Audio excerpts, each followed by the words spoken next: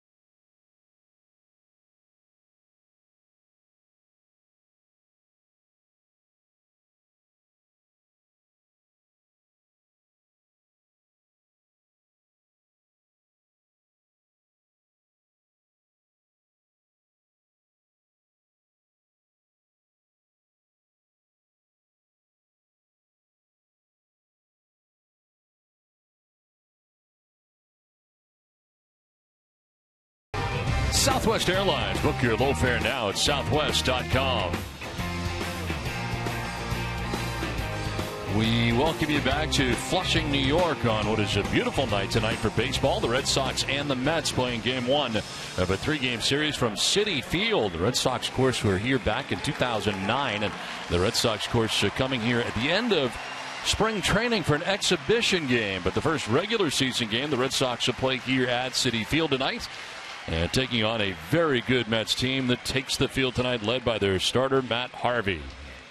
Let's check out the visiting Red Sox starting lineup. It's brought to you by your Eastern Hyundai dealers. Mookie Betts leading it off in center field with Pablo Sandoval at third base. Xander Bogaerts at shortstop bats third, with Big Papi David Ortiz playing defensively at first base. Brock Holt will be at second base in a late change in a lineup that has Hanley Ramirez out of the lineup. Rusney Castillo is in right field with Blake Swihart doing the catching tonight. Jackie Bradley Jr. takes Ramirez's spot in left field, and Henry Owens will bat ninth as the Red Sox play in a National League ballpark. The Mets starting pitcher is presented by New England Nissan dealers, and he is very good. Matt Harvey, his 24th start of the year, 11-7 with a 2.57 earned run average, 141 strikeouts in 154 innings, and opponents hitting at .217 against Harvey.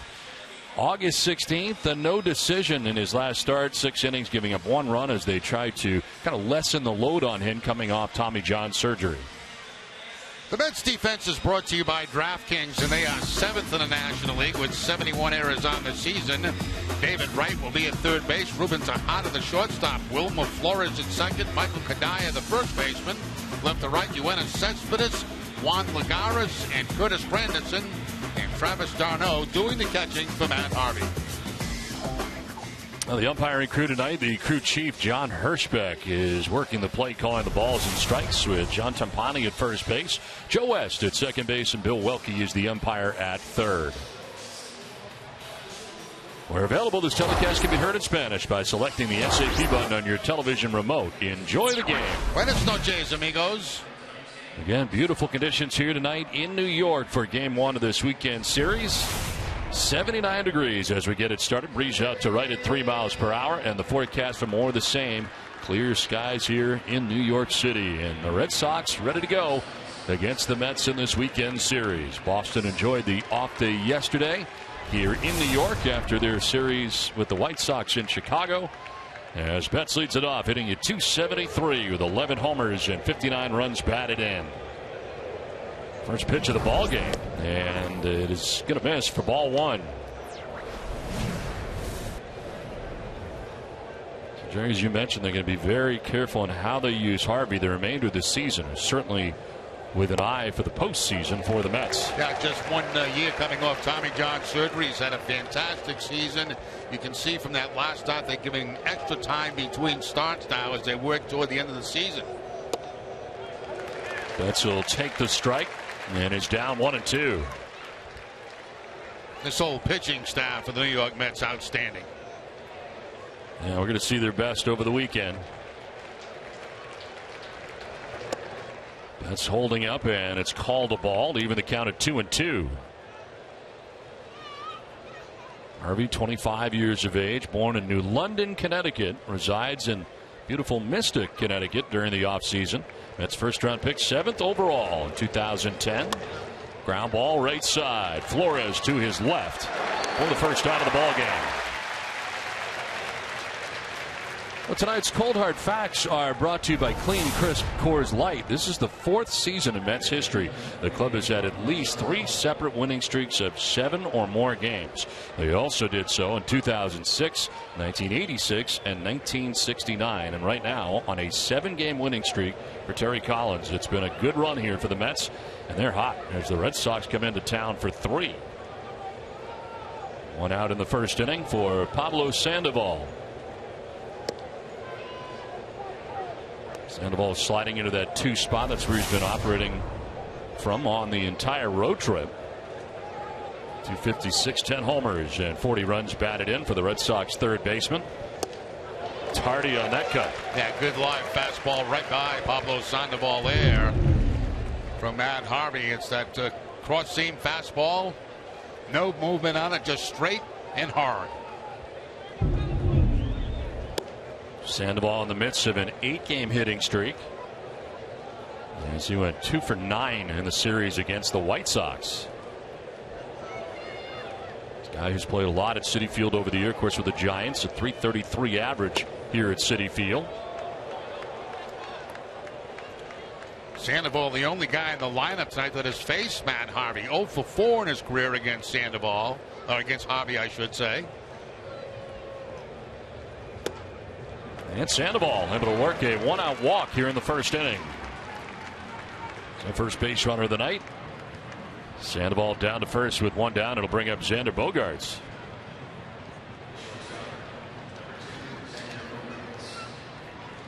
Xander was 4 for 11 in the White Sox series. Currently hitting at .315 with 4 homers and 60 runs batted in.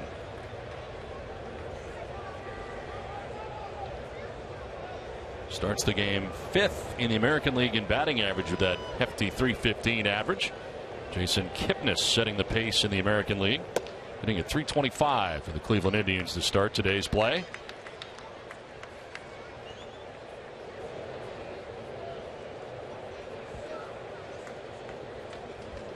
That's our 71-56. They have a 6.5 game lead over the Washington Nationals. Outside for ball 2, 2-0. We did see Harvey in spring training. He was making his comeback from Tommy John surgery. He made an appearance against the Red Sox in Fort Myers and looked very good at that particular time. And has looked real good throughout the course of the season. Nifty 2.57 earned run average coming into tonight's game. And a strike to Xander Bogaerts.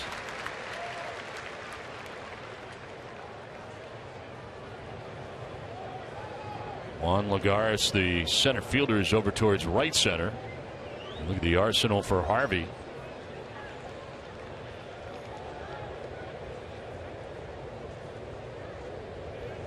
On the ground and through the right side. Almost got a piece of Sandoval, but it did miss him as it gets into right. Vacated right side, and Bogaerts has himself a base hit. Xander really has been picking up a lot of base hits to the opposite field recently, and that's one of the reasons the average is as high as it is. Just going on the ground between first and second. You can see the Mets in double play position out there, and plenty of room between first and second. The only thing Sandoval had to do is make sure that ball didn't hit him.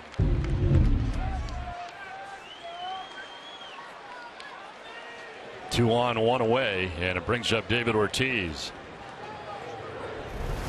Poppy at .260 with 26 home runs, 76 runs batted in.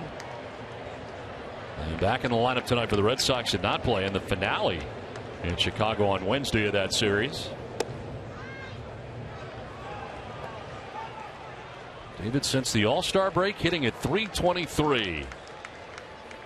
And did not have a hit in the series against Chicago, going 0 for 8 in that series. Sandoval at second, Bogaerts at first with 1 down.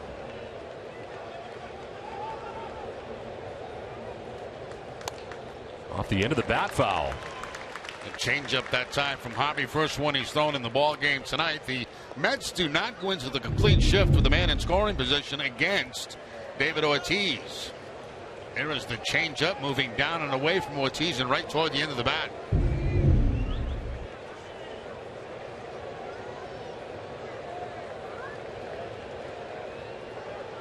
Ortiz asks for time and backs out. In games that David Ortiz has started defensively at first base for the Red Sox, Boston 5-2. This marks his 8th start at first base, and all has gone pretty good down there defensively when he's had to play. Off the end of the bat again, back to Harvey. He's going to second for 1, on to first for 2, and the double play wraps up this first inning. Mets are coming up from Citi Field.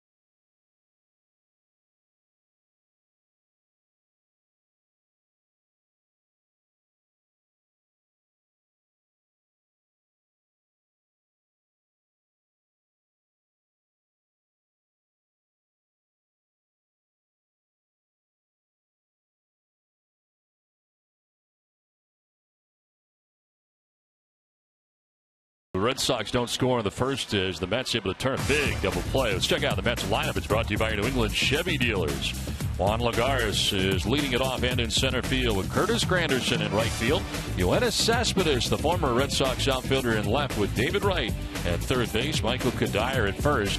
Wilmer Flores at second base, bat sixth, with Travis d'Arnaud doing the catching. Ruben Tejada is at shortstop, batting eighth, and the pitcher Matt Harvey rounds out the starting nine.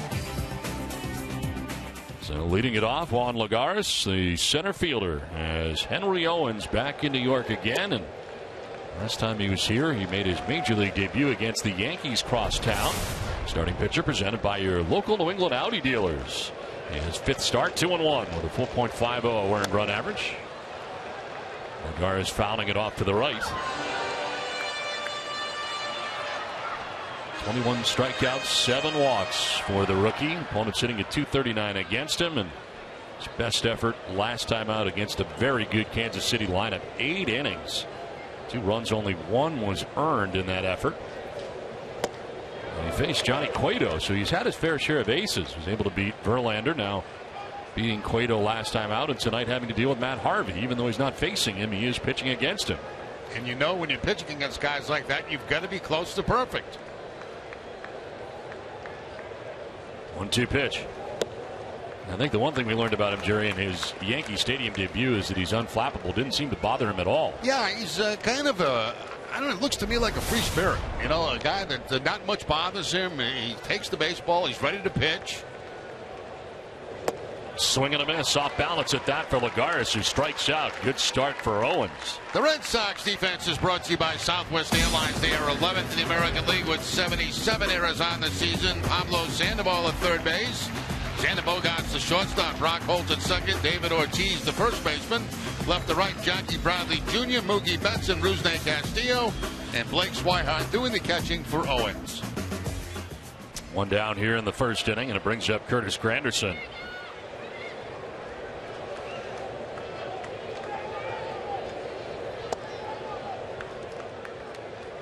Granderson at 259 to start the night. 22 homers, 55 runs batted in.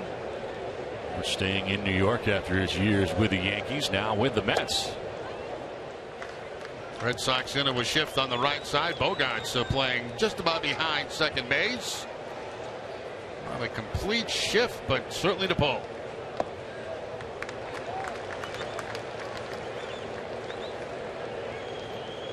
Granderson, 33 years of age.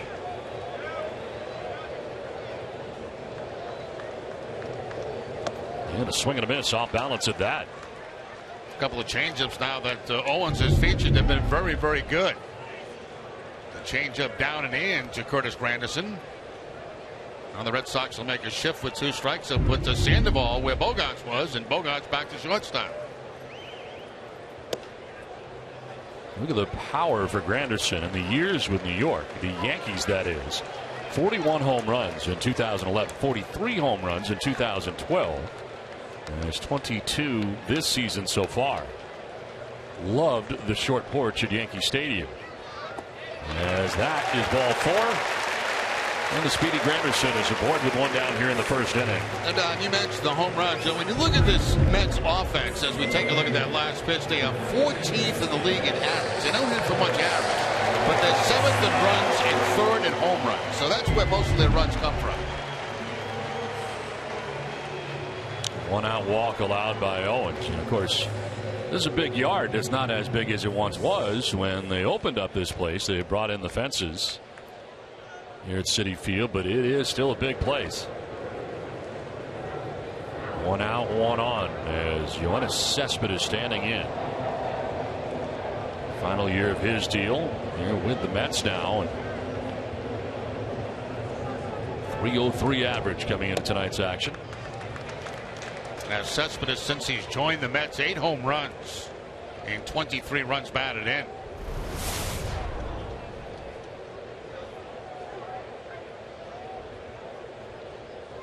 .34 doubles on the year, 5th most in Major League Baseball. 63 extra base hits, most by an outfielder right now in the majors. Quite a month for Cespedes. Couple days left, August 28th, as this pitch is going to get in there for a strike. 2-0 changeup by Owens. The confidence to throw that pitch on a 2-0 count. He's feeling the changeup here in the first inning.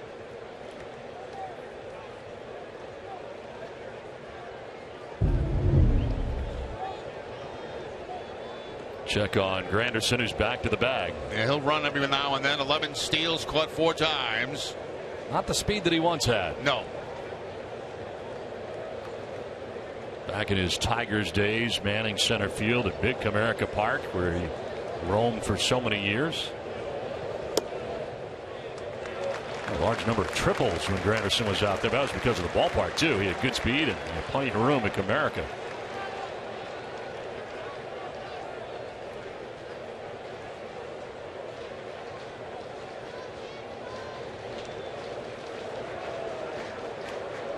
(3-1).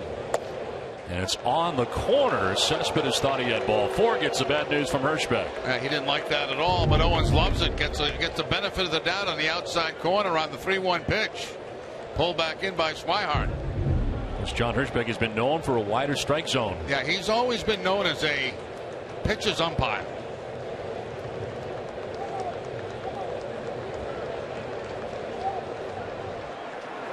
Or the first, and it clanks off the glove of Ortiz, but not a problem. Granderson does not have the chance to advance and get that far away from David.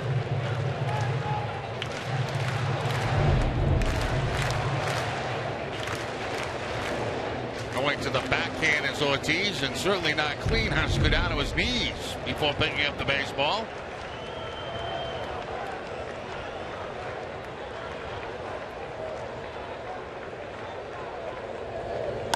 Cespedes reaches out and lifts a fly ball to short right field. Castillo coming in, and Rusney makes the catch for the second out.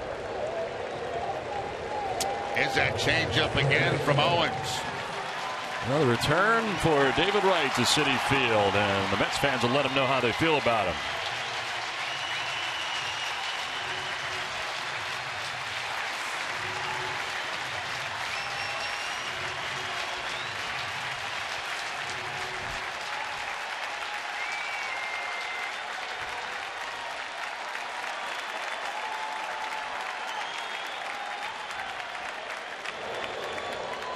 Placed on the disabled list on the 15th of April with a mild strain at the time, right hamstring. Ended up being diagnosed with spinal stenosis.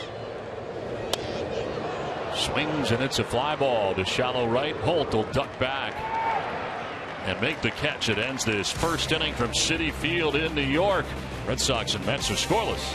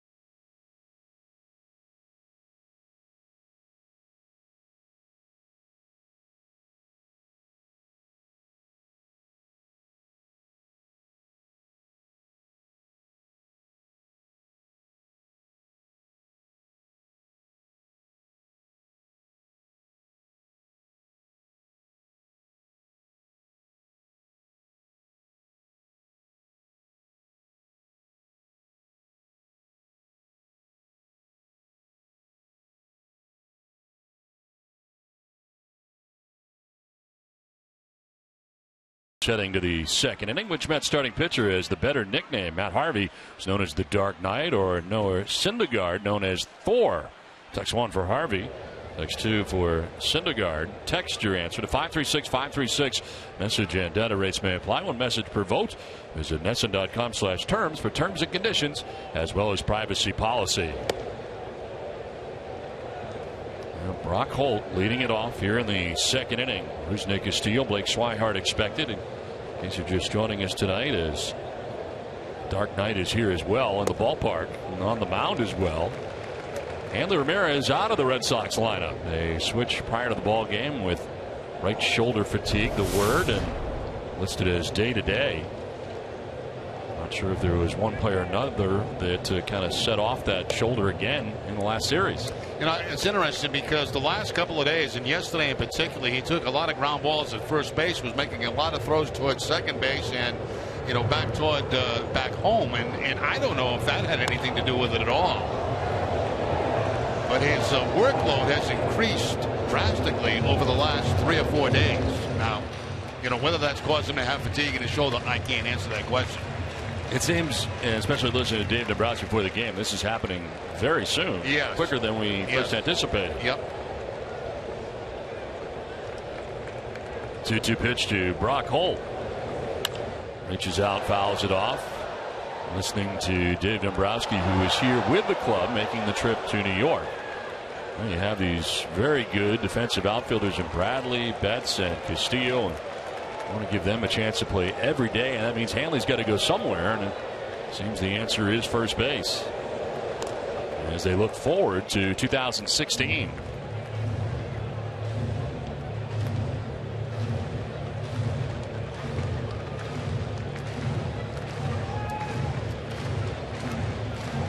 I apologize for some technical difficulties tonight on our pitch effects. Still working on it, hoping to have pitch effects back here in the very near future tonight.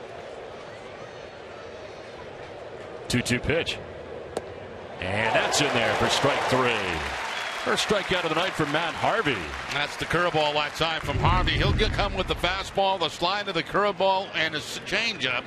And that time he drops the curveball in on Brock Holt to pick up the strikeout. His strikeout high in the season is 11. That's against Miami earlier in the season. One down here in the second inning brings up Rusney Castillo.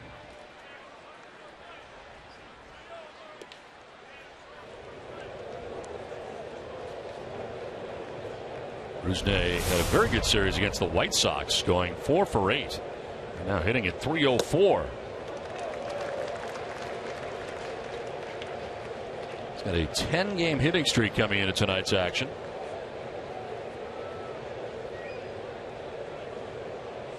Tied right now for third longest in the majors active, as that breaking ball ends up in the dirt.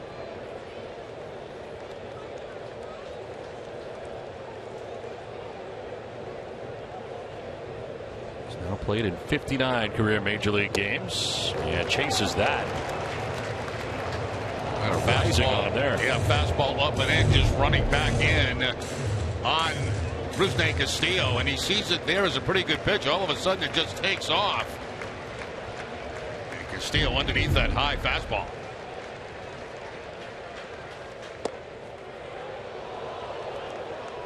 Full count now. Harvey has walked a batter, he struck out a batter, and an inning and a third so far tonight. 30th pitch of his outing. And Castillo sends it to right field. Curtis Granderson moves over and reels it in. Well, next week the Yankees are coming to town for their final series at Fenway Park. Seats are available for all 3 games. Get your tickets now at RedSox.com. A lot of New York teams around. The 3 this weekend against the Mets, the Yankees for 3 at Fenway Park. And then later on in the season we come back to New York to play 4 against the Yankees. So a lot of New York left. I'm not used to being on this side of New York. No, it is kind different. of weird, isn't it? Yes, totally different. Right down to we don't know how we're getting back to our hotel. Oh, we know. I took care of that, Don. No problem. Just follow me. Blake Swihart Batting with 2 down in the inning, kind of rolls over on this, over by the Mets dugout. Now, I have been here. You have not. What do you think? It's pretty nice. Yeah, it is. Well, I'll tell you one thing. The last thing I saw on this side of New York was Shea Stadium. And that was not very nice. That was not very nice. 2-2 is up and away. I was trying to remember who I worked with when we were here. Brian Daubach did the game we played here, exhibition game at the end of spring training. Foul back. One of the first games ever played here, and very, very nice. They realized very early on they're going to have to move the fences in. You can see where the old fence used to be, and wow, it was that's a long way away. That's ridiculous. I mean, that's like Comerica Park when that opened. Yep. And they had to move the fence in and left field there.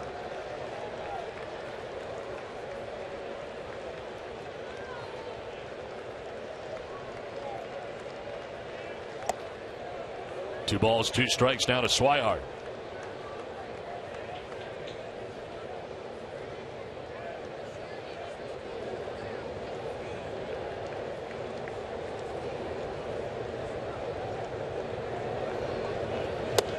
Swing and a miss, and Harvey picks up 2 Ks in the inning. A 1-2-3 second. No score from Citi Field.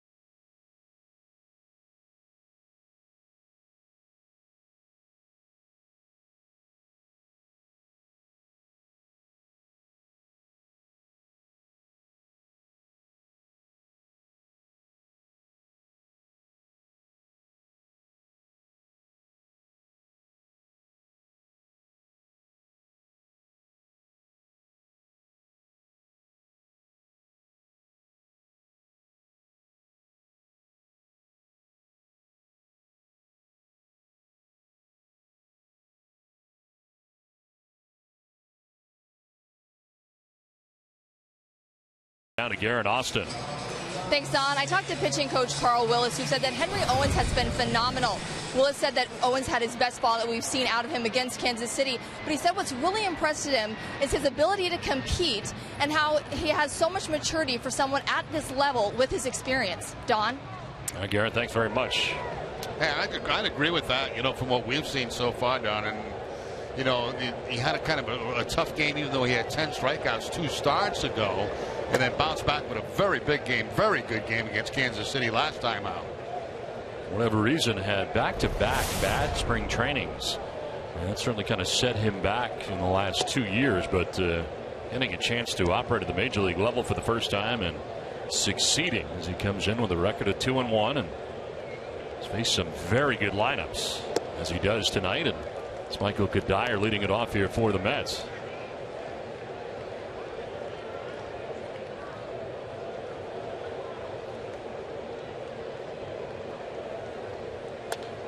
Fouled off to the right, out of play. 2-2. That's 14 games since coming off the DL on August 10th for Kadire, hitting at .350 during that time. And on the DL end of July, left knee inflammation.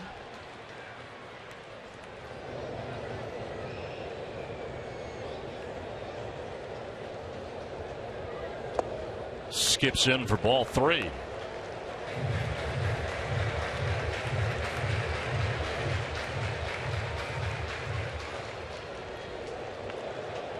Owens had a strikeout and a walk as part of his first inning.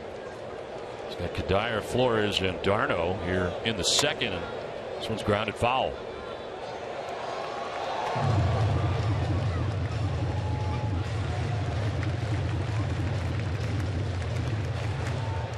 Night game tonight, a 4 p.m. start tomorrow. Late day baseball in New York. 25th pitch for Owens. And he fooled him badly. Kadire strikes out, second K for Owens. Now his changeup has been really, really good here in the first couple of innings, and not afraid to go to it either. Even though that stays upstairs a little bit, it was off speed enough to fool Kadire. Not expecting that pitch in that situation, and he was not even close to making contact there. So 1 out here in the second inning brings up Wilmer Flores.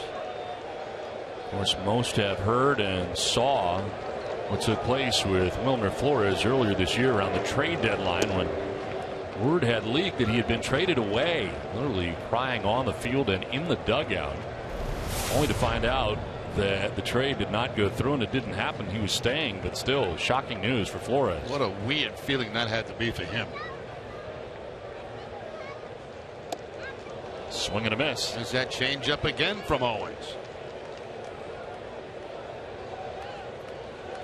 Young guy, 23 years old, is Flores. Get another look at that change.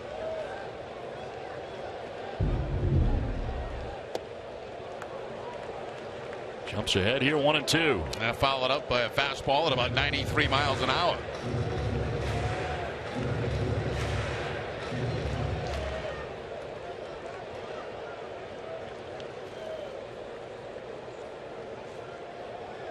Month of August has been great for Flores as he pops it up foul, backing out of play. Basically, that span that he has gone on offensively with the great numbers in the last month is after he found out he was staying here in New York and the trade deadline had come and gone. Red Sox called a ball. Red Sox shading him to the opposite field. Mookie Betts, Rusney Castillo shaded over. As you can see, it all not all that deep against Flores. In the air to left as Bradley going back and will make the catch, backpedaling to the edge of the track. On a ball struck well, but Jackie Bradley Jr. 2 down in the inning. Yeah, that ball hit well, and again it was a changeup for Owens. I mean, it's been a good one, but he's left up in the zone, and that one was up in the zone and hit very well by Flores, but Jackie Bradley Jr. there with no problem making the catch at the warning track. 2 down here in the second inning brings up Travis d'Arnaud. 278, 9 homers, and 28 runs batted in for the Mets catcher. Owens has retired 4 in a row.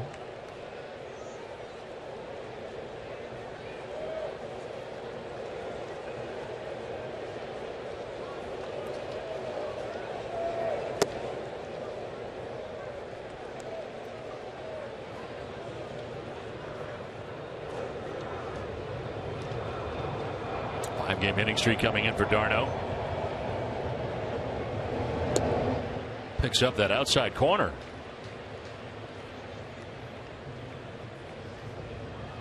d'Arnaud, another guy who spent time on the DL this year. Been activated at the end of July the 31st after a left elbow strain.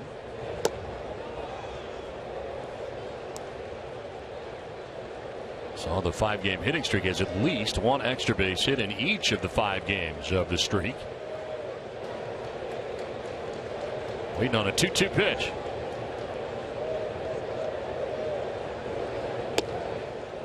See, that's a pitch he has not found yet, and a pitch that I think is his best pitch, his curveball.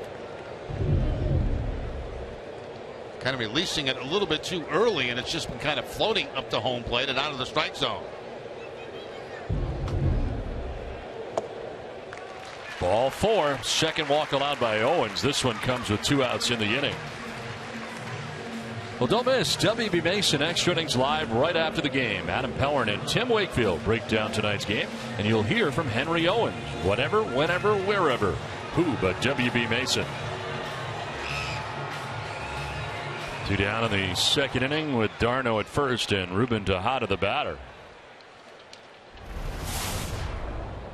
253 with 2 homers and 22 runs batted in.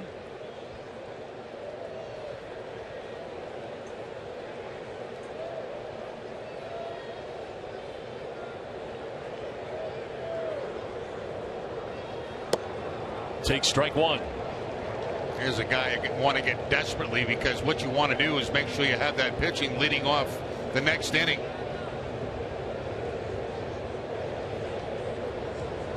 This Mets team winning 7 straight, and they've been doing it with offense, leading the majors in runs since July the 25th with 189. Home runs with 55 since July the 25th. They're 18-6 in August, tied for the most wins in the majors this month with Toronto and the Chicago Cubs. I'm going to go back to 2008, the last time the Mets had 18 wins in the month of August. In the air, down the right field line, foul.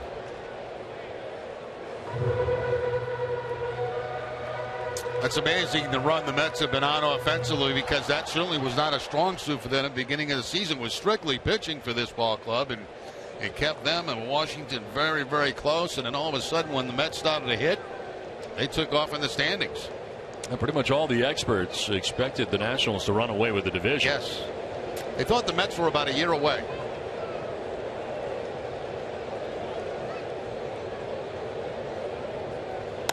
Tejada sprays it foul off to the right, out of play. Currently in the NL East. That's with a 6.5 game lead over the Nationals. Cespedes, a big part of this run since the trade deadline. And this offensive outburst for this club right now.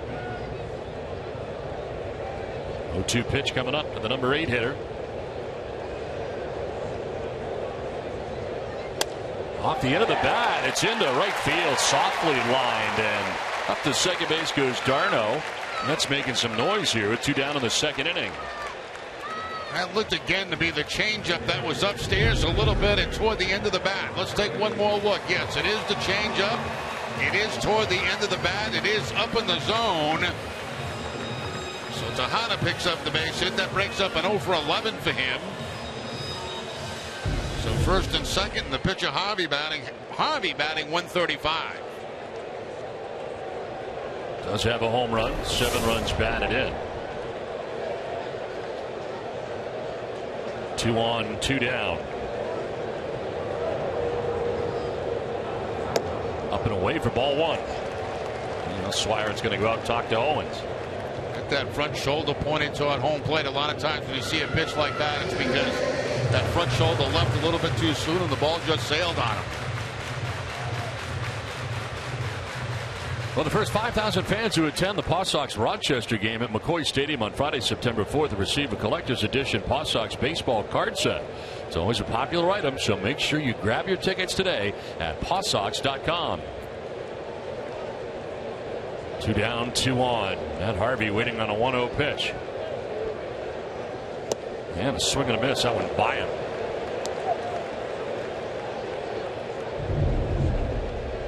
Back to the fastball that time for Owens, challenging Harvey and throwing it right by him on the inside part of the plate.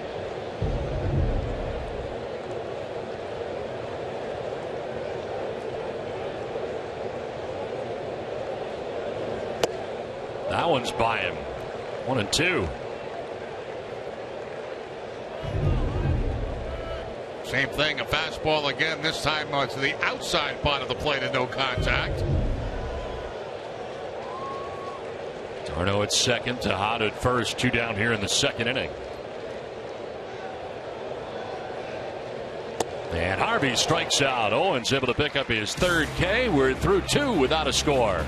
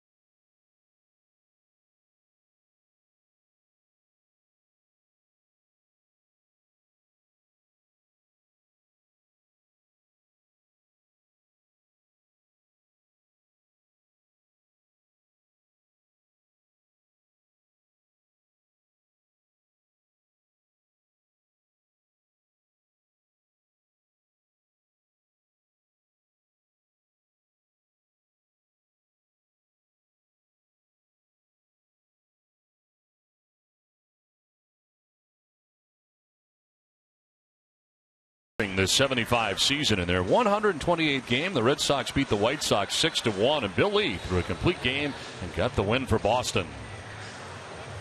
Yaz got a home run as well, his 13th of the year at that time.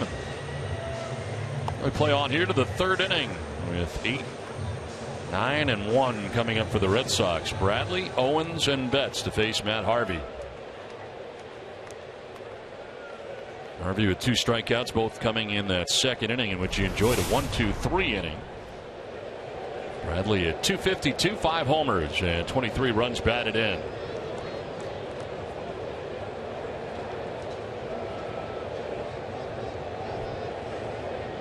JBJ went 1 for 6 in the series against the White Sox in Chicago. Having a chance to play virtually on a daily basis. This is start number 24 the last 26 games now, after being called up from the Paw Sox back on July 29th. Jackie Bradley was not in the original starting lineup tonight. Of course, Hanley Ramirez was in there. Hanley scratched and Bradley put in. Castillo was going to start right from the beginning. Right shoulder fatigue for Ramirez, listed as day-to-day.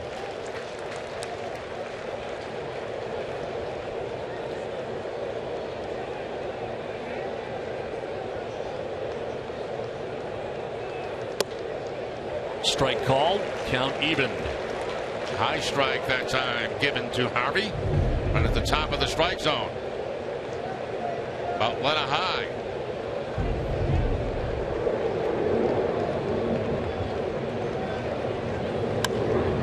In the air to left field. Cespedes going over towards the corner, and he'll have the play. Makes the catch.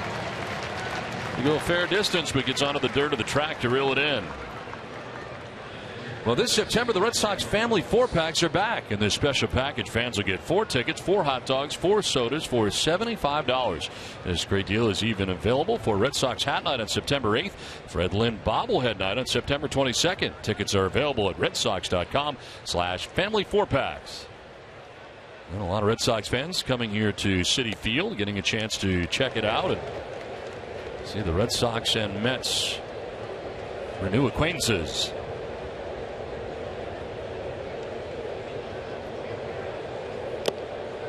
Foul tip, 0-2.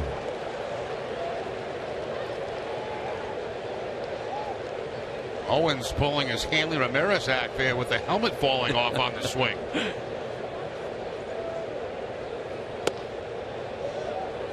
And he's got some good flowing moss going too, Jerry.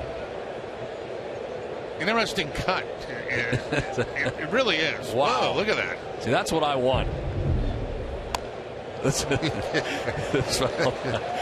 exactly what I'm looking for. There's a doctor that does that, you know. Yeah.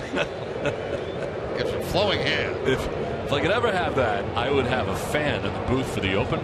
So when we do the Open, my hair would be flowing during the entire Open segment. That's going to drop in there for strike 3. Third K for Harvey. Makes quick work of Owens. 2 down. That was the third K. Yeah, back to the curveball that time for Harvey to pick up the strikeout. Can you imagine all the fan going with all the flowing moss? Oh, it'd be great. I don't know. I was in a hotel of the lobby sitting there yesterday, and some big tennis. They got the U.S. Open that's coming up this week here. And some big tennis star. I had no idea who he was, but people were going nuts around this guy, wanting pitches and all that stuff. And he had flowing hair. He was a good-looking guy, you know. See, but he must have been somebody important because I mean, everybody knew who he was, except me. Yeah, we're getting to be that time, U.S. Open time here, and we are not far. Very busy the street. in the city.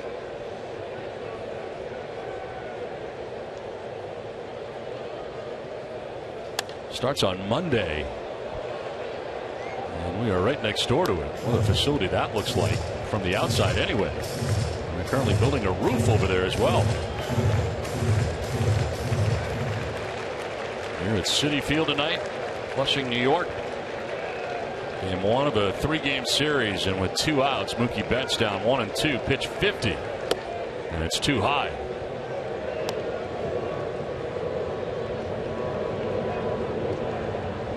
Jerry, you did play tennis at one time, so I'm surprised you didn't fall. I used to love to play tennis. I really did. Fly ball to right field. Curtis Granderson in a step or two. Makes the catch. It ends the top of the third inning. 2.5 done without a score tonight.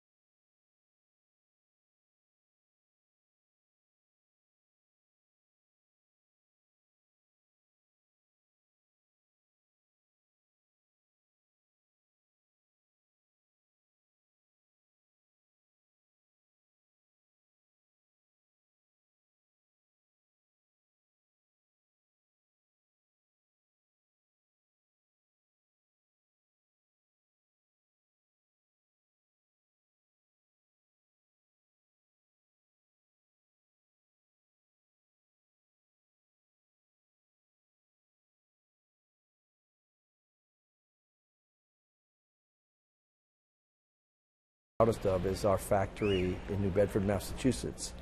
We have almost 800 people there, highly skilled workers, and we make almost 350,000 suits and jackets a year, all made in America, all of the finest Italian fabrics, only Italian fabrics. So the quality of the product, the construction, is probably what I'm most proud of. One of my favorite people in the world, Jerry, Joseph Abboud. Had the chance to spend the day with him yesterday here in his brand new store on Madison Ave. And we did a little sit down yesterday, and that was one of the answers he had, which, you know, it's amazing. I know you're from there and that whole area, but New Bedford, and he's very, very proud of the fact that that factory is still there in New Bedford, and 800 people work for him there in New Bedford. That's great. He employs a lot of people down in that southeast of Massachusetts area. I didn't get over there with you. What happened? How come you didn't go? I don't know. I don't know what happened. I was waiting for you in the lobby, and you didn't show up. I was in the lobby all day. Basically, all day I was in the lobby. We had 6 o'clock reservations for dinner. I was in the lobby at 1 o'clock.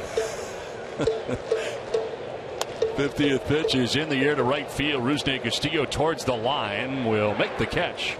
Well, the first out here in the bottom of the third inning. We did have dinner, though, so that was good. Yeah, that was good. We did have dinner. I had a nice dinner. Really good dinner.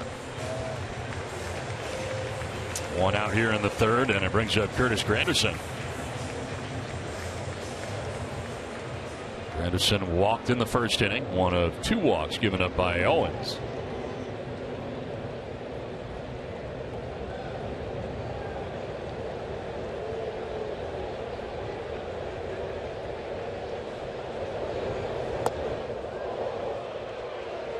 Kind of got away, and ducking out of the way was Granderson.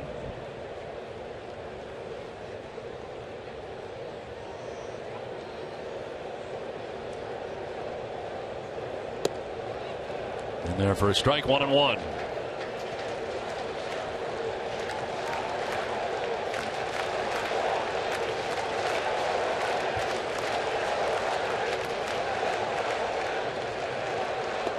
Thought about it, didn't pull the trigger. That's a little bit of curveball that time from Owens. At least it was down in the zone, down and out of the strike zone instead of leaving it flat up high. Got on top of that one.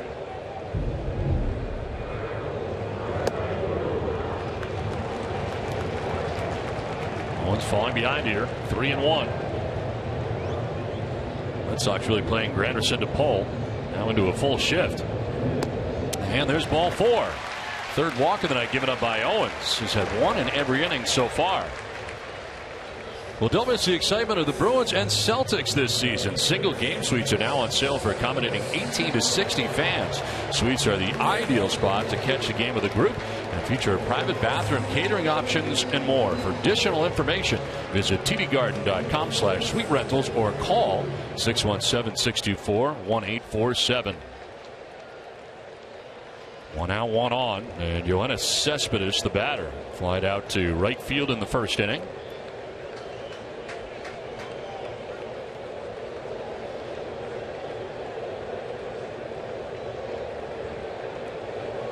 Kind of interesting that when Cespedes was a member of the Red Sox, when he first arrived, the Red Sox wanted him to play right field, especially with the arm that he has, a good spot at Fenway Park.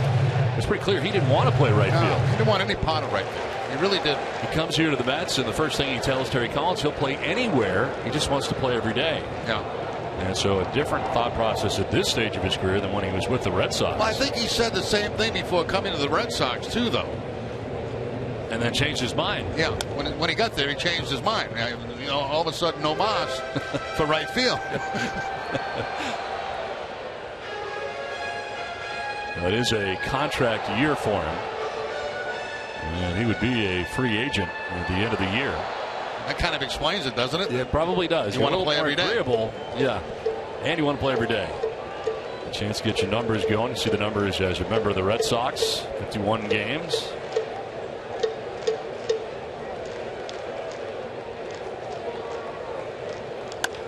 Fly ball struck well to deep right center field. Back towards the wall. And caught out there by Castillo on the warning track. And in front of that wall out there in right. Good drive by Cespedes, but he didn't have enough. 2 down. Well, that sounded good leaving the bat, too. It was a fastball, as you can see here, from Owens away from Cespedes. And he's got power to all fields. We have seen that. I thought the ball was gone, but it was like Castillo still had room out there to make the play. Back to the warning track, about 4 or 5 steps from the wall.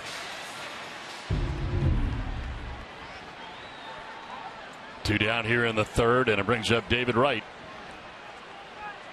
Popped out to second base in the first inning, 0 for 1.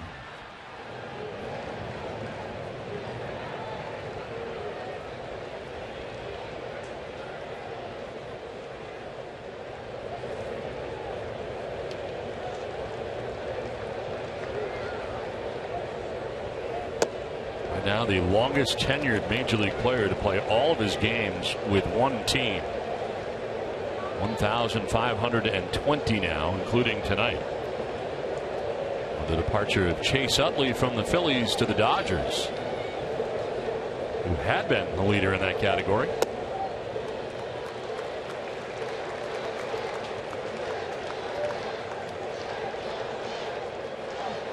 Owens falling behind 2-0. See, David Wright is the face of the franchise, really, for the Mets. Swing and a miss, and it's 2-1. Wright, of course, coming in through their system. And of all the starts that Owens has made so far, I think this is the most changeups he's used early in the game. Another good one there to David Wright.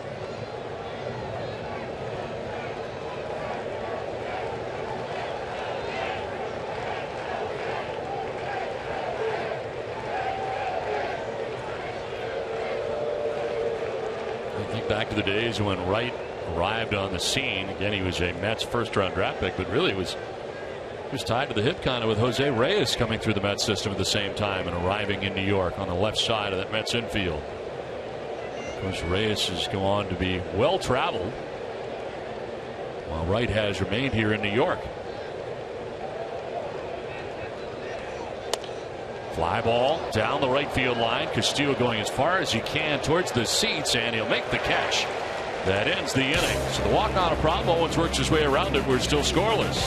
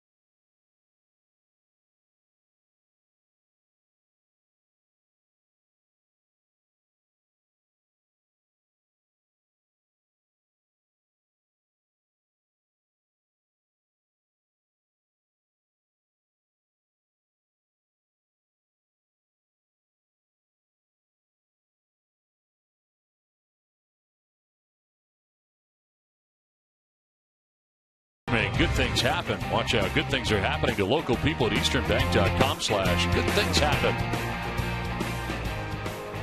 No through 3 without a score tonight in New York. The Red Sox and Mets at Big City Field, and Pablo Sandoval, Xander Bogaerts, and David Ortiz featured here in the 4th inning. Sandoval with a walk in the first. The only walk so far allowed by Harvey. And Sandoval pulls it back, takes a strike.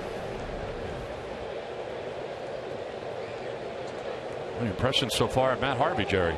Very good. I mean, you know, it looks like the guy that we saw in spring training and maybe a little bit better.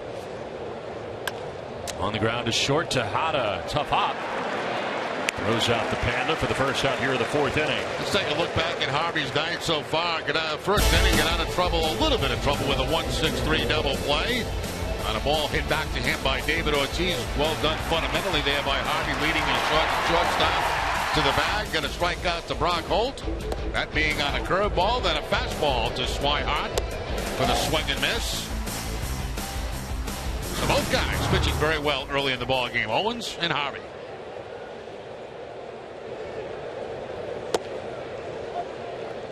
Xander Bogaerts batting with 1 out here in the 4th inning. Bogaerts has the only Red Sox hit on the night. As you look at the very impressive home numbers, 7 home starts for Harvey.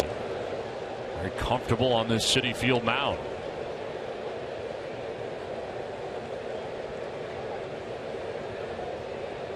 It was a Mets first-round draft choice, 7th overall back in 2010.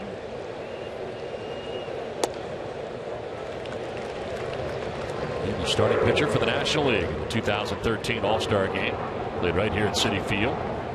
Worse than the Tommy John surgery.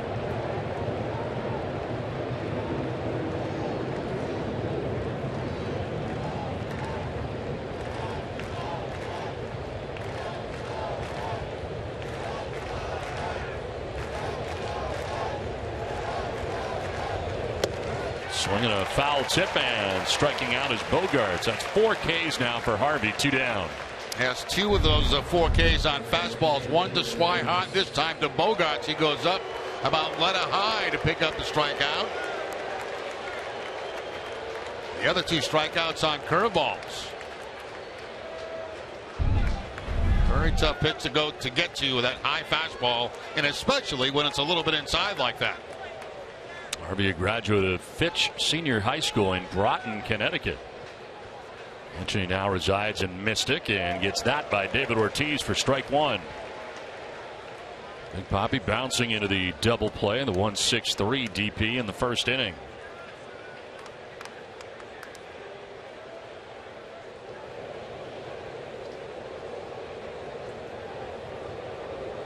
Harvey was actually initially drafted by the Los Angeles Angels. 3rd round selection in 07, but instead attended the University of North Carolina. On the ground, off the bag, a fair ball into right field. Over to play, it'll be Granderson as David Ortiz has himself a base hit right off that first base bag. Yeah, that might have been an out had it not hit the first base bag, because Kadaya was pulled over toward first base line, and he might have made a play on it. You see where Kadaya is playing, and then that ball goes right off the bag, up over his head, right by the second baseman Flores. And the base hit for David Ortiz here with 2 outs in the 4th.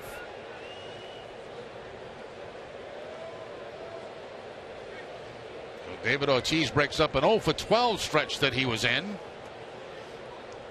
2 outs, Big Papi at first base, and here's Brock Holt, who struck out looking in the 2nd inning.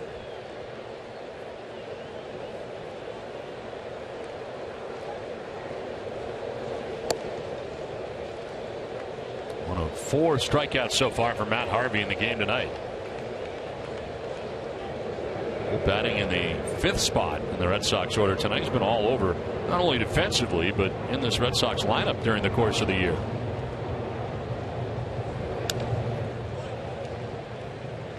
Well, tomorrow at 3, don't miss Red Sox first pitch presented by Joseph Abboud, available at Men's Warehouse.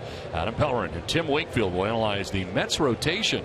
That's tomorrow at 3, right here on NESN. You're talking about Joseph Abboud again. You know, when that little clip that we saw, all he was missing was a pipe. Yes. And a fire in the background. You know, it looked like a Christmas card. It was unbelievable. In these giant leather chairs that were incredibly comfortable. As Brock Holt with the count of 1-2. Now look at that. I mean, how comfortable is this guy? You know, I like the clothes, but a little fire in the background and a pipe. Yep. And you're talking. I mean, you're really talking. How relaxed is this guy? He's like the most relaxed guy I've ever seen. If I had his money, I'd be relaxed too.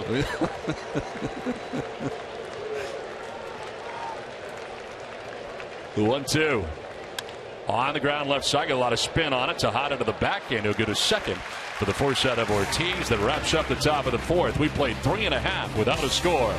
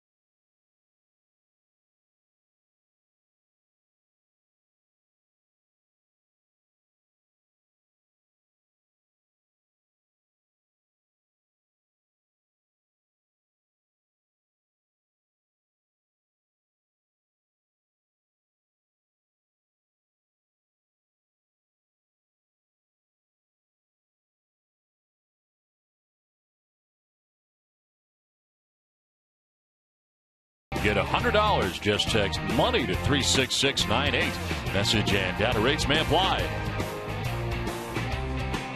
Bottom of the fourth inning back at Citi Field. Without a score, only 3 hits combined between the two teams.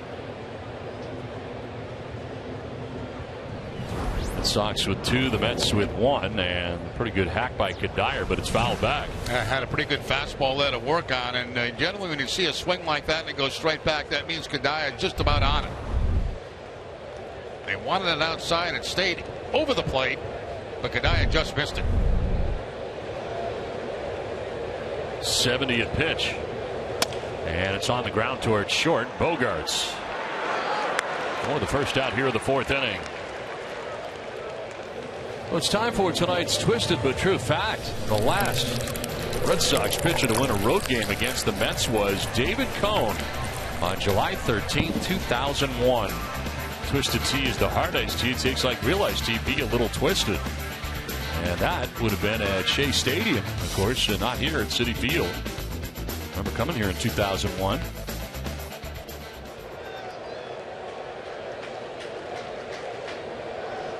And Jerry, you are quite correct. This is quite an upgrade.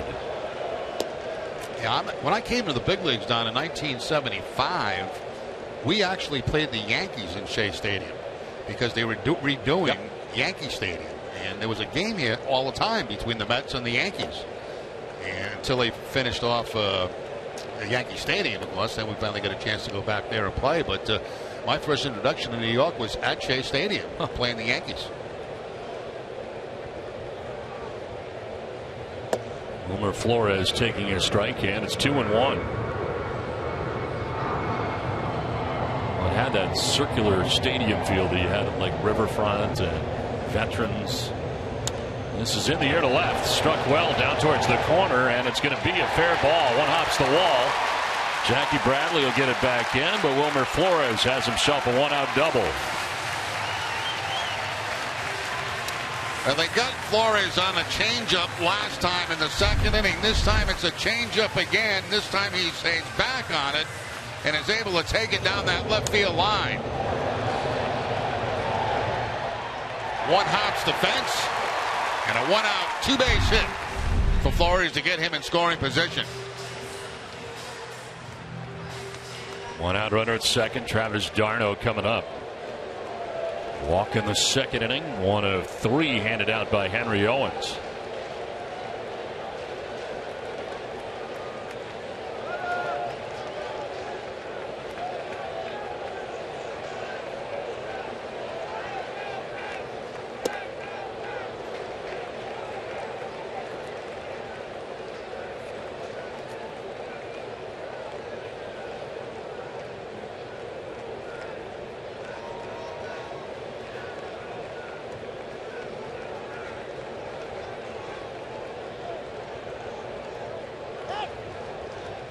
Spiraling off the backside of the mound. Now Flores does not have a steal on the season. We again want to apologize for pitch effects tonight. Having some technical difficulties with our pitch effects. Hope to get them back tonight. In there for strike 2. D'Arnaud, 25 years of age, from Long Beach, California.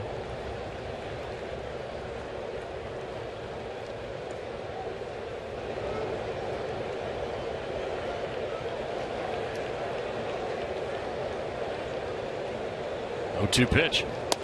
Late swing and look out and behind the Mets dugout.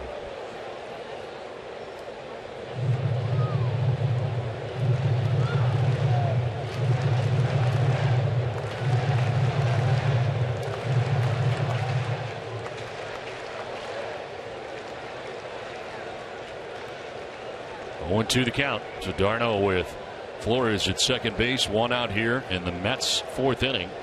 Second time tonight they've had a runner reach second base. Nobody's been to third yet. Inside, gets off the glove of Swihart, but not far enough away apparently for Flores to try it. Yeah, he must have lost sight of that because he had plenty of opportunity to get into third base there. And I don't know if it was maybe Owens who was blocking him or the umpire, but no, it's not the umpire. He just didn't think it was far enough away, but it certainly was. He should be standing on third base.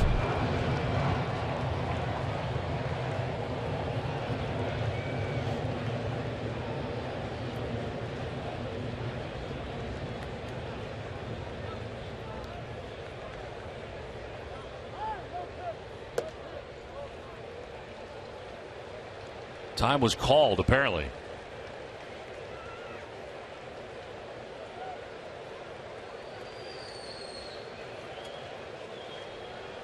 Umpire trying to get the right count here along with the center field scoreboard.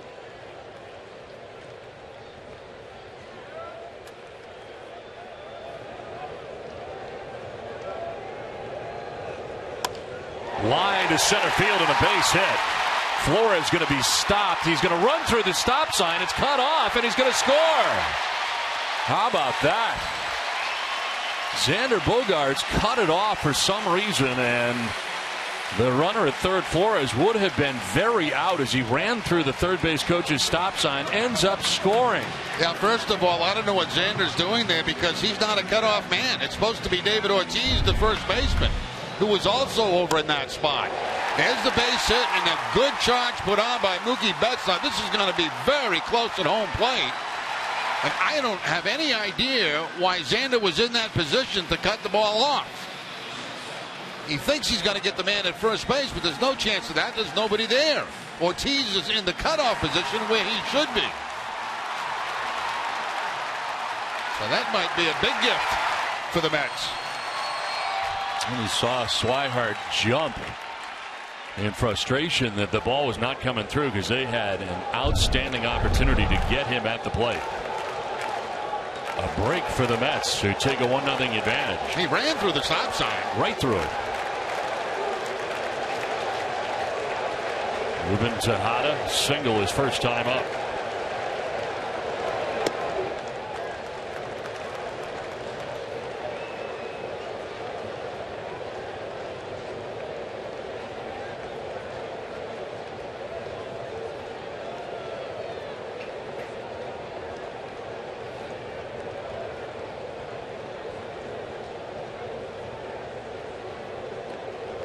checking on Darno at first base. And seeing the third base coach here first waving him on, as they always do, and then put on the stop sign, but he goes right through it, and the Red Sox cut the ball off. One of the reasons coaches always wave guys over, because they want them to run hard to third base in case there's a bobble, and then they put up the stop sign if they want them to stop. Fouled off to the right, out of play. Well, it worked out for the Mets, no doubt.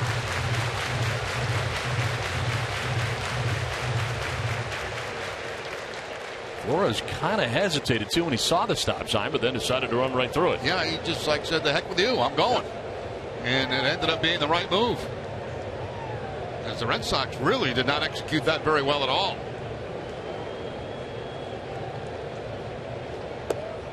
Outside to Tejada, 2-1. They play him to go the other way, and shallow as Betts moves from left center to right center, and towards the line is Castillo. Good hit and run count right here.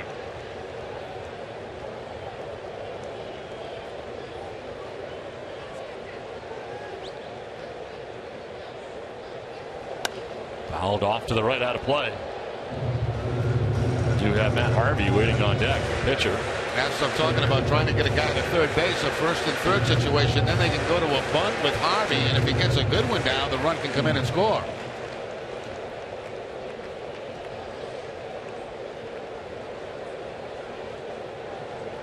Tejada with a single to right field, first time up in the second inning. First time that the Mets have put together back-to-back base hits here in an inning. But the game's first run is back to the bag is Darno.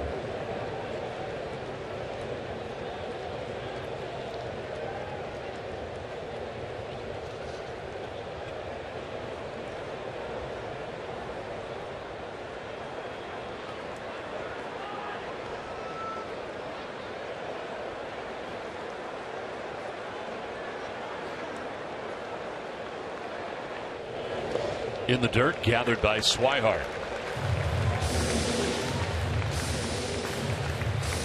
One pitch there that has not been very consistent tonight for Owens is the curveball. He's had a tough time getting a feel for that pitch.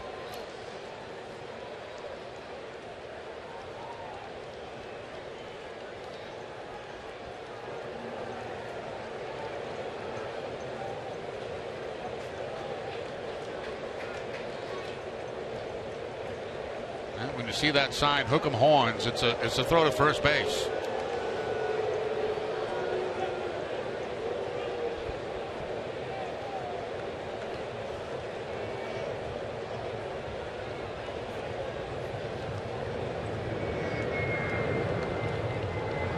Fastball away.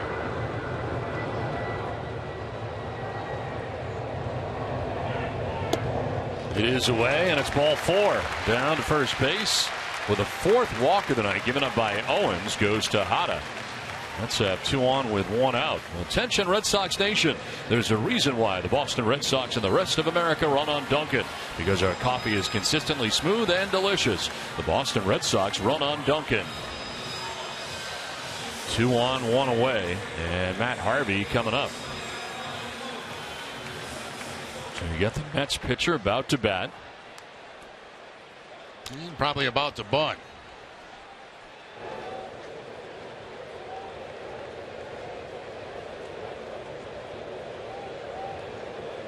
It's a sign from Tim Tuffle, third base coach. He's already had 1 sign disregarded in this inning. It worked out to the benefit of the Mets.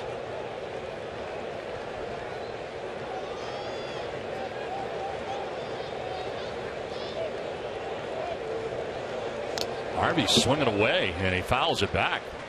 Kind of a surprise. Takes a hack at the first one anyway. That has not pushed back Ortiz or Sandoval at their spots. They are still playing in, expecting the bunt. Harvey's been a 135 hitter. Does have a home run on the year. Now he's squaring.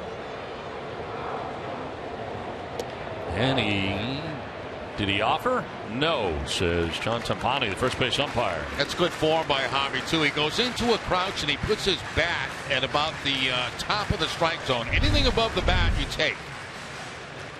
You can see where the bat position is, and looks like he wanted to bunt it, but it was too far outside. But that's good, good fundamentals right there. Pulls it back and takes the strike this time. 1-2. This becomes, very big for National League pitchers to be able to. They practice this all the time, bunting.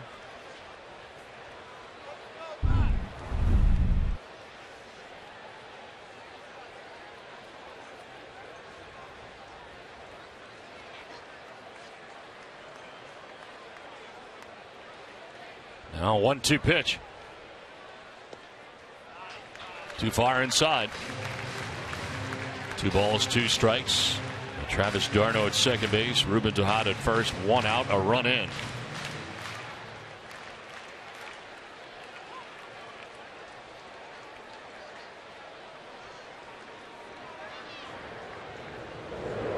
Swing and a miss, and Harvey strikes out. So that is the 4th strikeout for Owens, second time that Harvey's down by way of the K. Yeah, I think that's the last thing Harvey was looking for in that situation was a changeup from Owens. It wasn't a great changeup. It was upstairs, but still surprising Harvey with the off-speed pitch. So 2 down, 2 on, and Juan Lagares coming up. Struck out swinging in the first, flied out to right in the third, 0 for 2.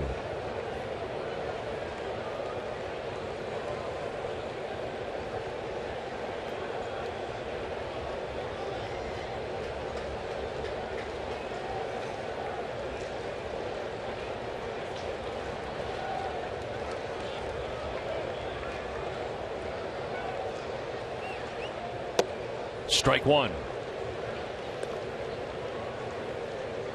Lagares starting the day hitting at .264, the center fielder for the Mets.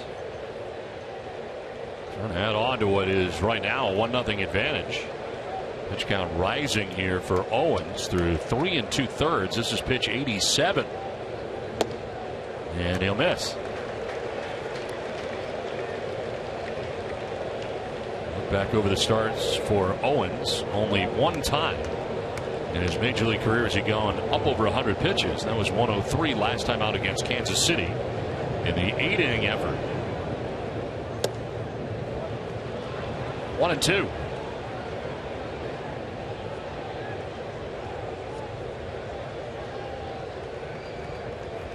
.96 pitches in his major league debut at Yankee Stadium. 84 in the win at Detroit. 99 pitches at Seattle, and again 103 last time out.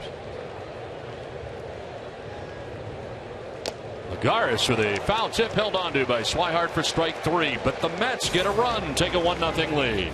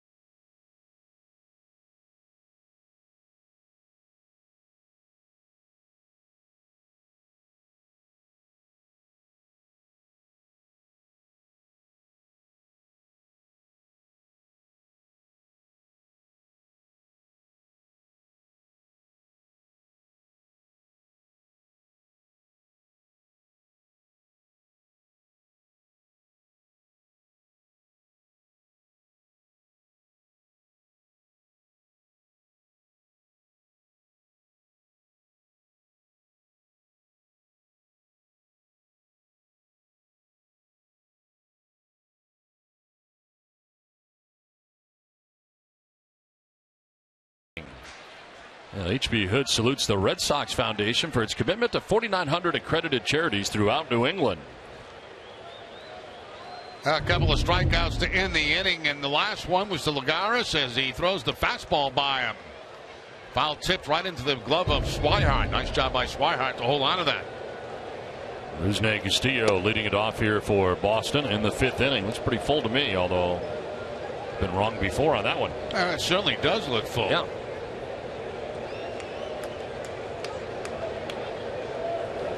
Rusney with an inside out swing, carves it foul off to the right. He fly to right in the 2nd inning in his first at bat. Curtis Granderson made the catch out there. Now getting his second look at Matt Harvey. I'm not sure the second look is any easier when dealing here with Matt Harvey. On the ground to Tejada for the first out of the 5th inning. MLB.TV Premium is the #1 live streaming sports service. Watch every out-of-market game live or on demand in true HD on over 400 mobile and connected devices. Visit MLB.TV for details. So it's not full, Jerry, as it turns out. That's not a full moon? No, sir. Tomorrow night it'll be full. Well, not tonight. Pretty darn close tonight. We're a day short. Reminds me of the show The Honeymooners here while we're in New York. They had that apartment, looked out at the full moon every night. Yeah. Ralph Cramden. Jackie Gleason. Yeah. To the moon, Alice. Also makes me think of Batman. The moon? And the Dark Knight. Matt Harvey on the mound tonight.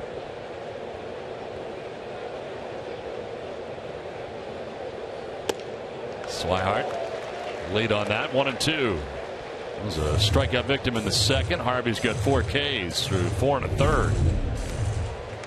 The two-seam fastball this time and just takes off. Up and away from Swihart.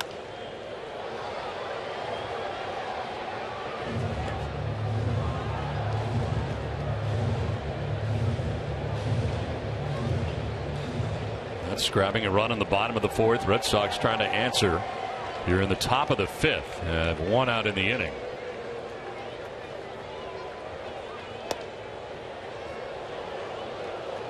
Two and two.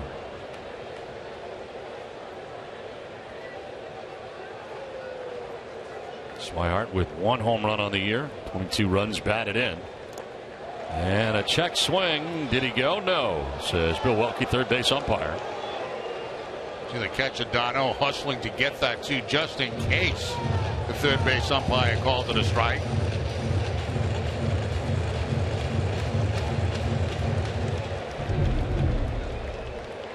Ball gets away from Dono there on the breaking ball. He tries to backhand it, gets quite a distance away from him. Right back to the plate, fouled it off. Yeah, right back to the fastball for Harvey.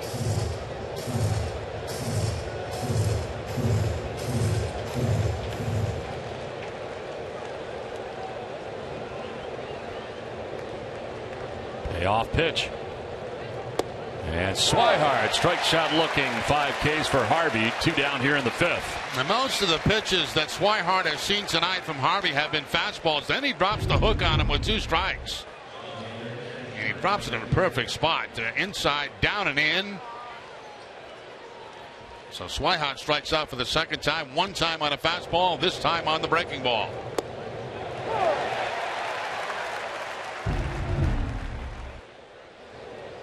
Two down here in the 5th inning, and it brings up Jackie Bradley Jr., who sprays it foul off to the left out of play.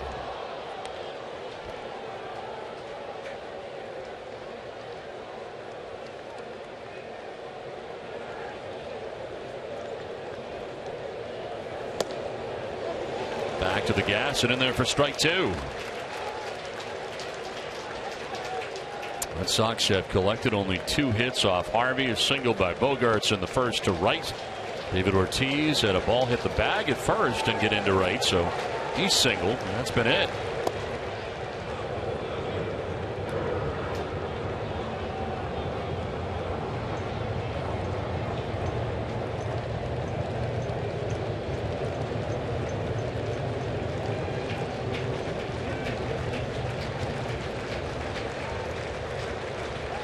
1-2 pitch. Have to wait. Bradley gets time.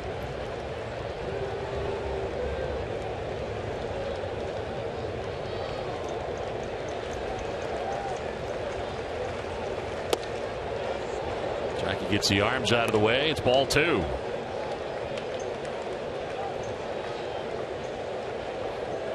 Center fielder Juan Lagares over towards left center.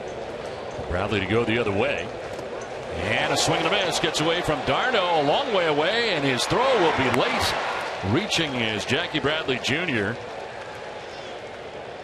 After the strikeout, we'll see if it's a wild pitch or a pass ball, but he'll reach it first. I think it's probably going to go as a wild pitch. It was a breaking ball. As you can see right here, that's down in the dirt.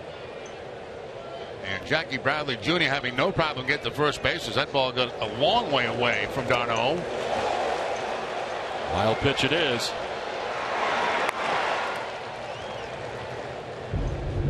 So a 2-out base runner. And Henry Owens, the pitcher, now bats. He struck out swinging in the 3rd inning. He's kind of ducking out of the box there, and that misses for ball 1. See the outfield is shaded way over toward left field against Owens, and very shallow. Lagares in center field, Cespedes in left field, and the infield pulled over toward the left side. Bradley taking off at second base. No throw. He's got himself a stolen base. At first slide at second base. So now into scoring position with 2 down. And why not? Got a very good jump right there. And it couldn't be. The ball was not handled well by d'Arnaud, and not even a throw to second.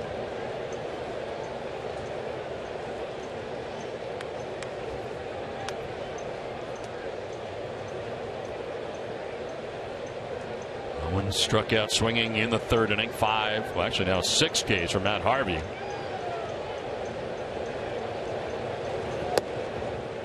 And Owens is ahead 3-0. And I don't think he's going to get the green light. I'm going to throw that out there, Don. I don't believe Owens is going to have the green light here.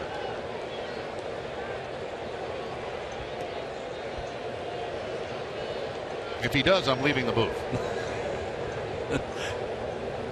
Now he's taking all the way. He takes a strike. I think he might be taken again on the 3-1 count.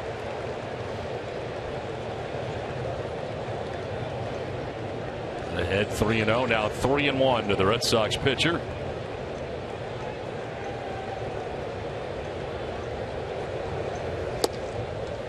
Full count now. Now you got the swing. Now you got the go ahead swing sign.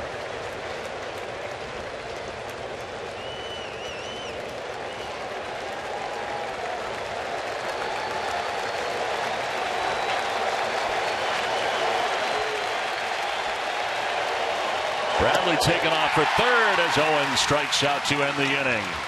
Halfway through, the Mets have a 1-0 lead.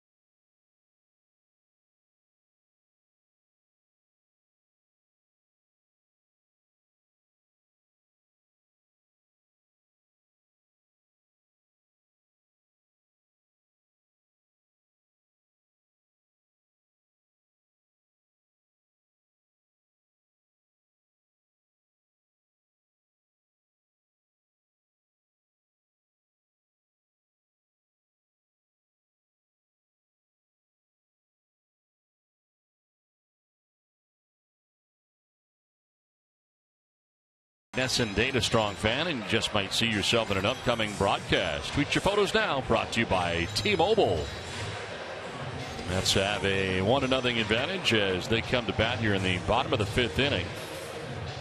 The pitching line for Henry Owens is brought to you by Ace Ticket. 4 innings, 3 hits, 1 run, 4 walks, 5 Ks, and the pitch count a problem. His first pitch of this 5th inning will be the 90th of his outing. So deeper than he would like to be in this stage of the game.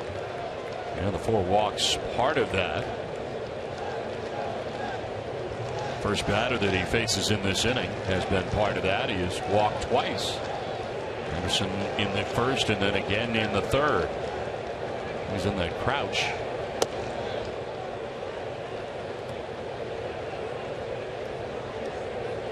Anderson, Cespedes, and Wright 2, 3, and 4 for the Mets expected here in the bottom of the 5th.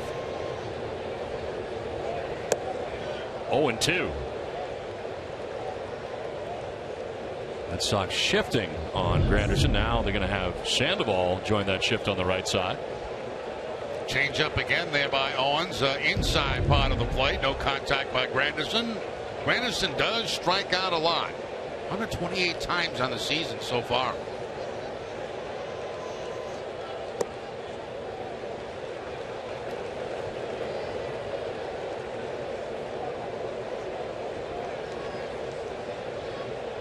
Mets have only 3 hits off Owens.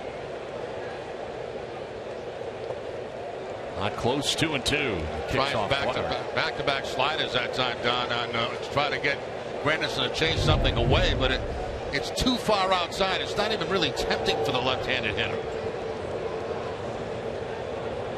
Breaking balls have not been a good pitch tonight for Owens. No, basically fastball changeup has been his best.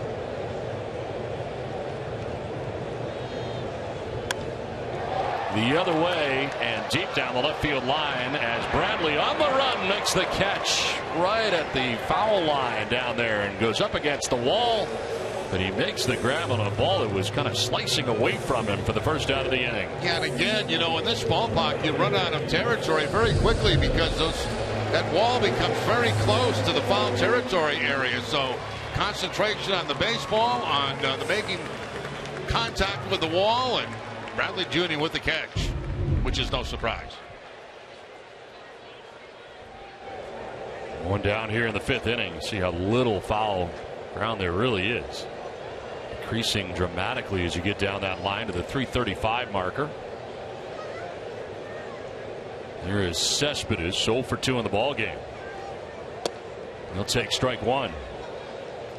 He's done the same thing twice. That's fly out to Rusney Castillo in right field. In the first and then again in the third. Strike 2.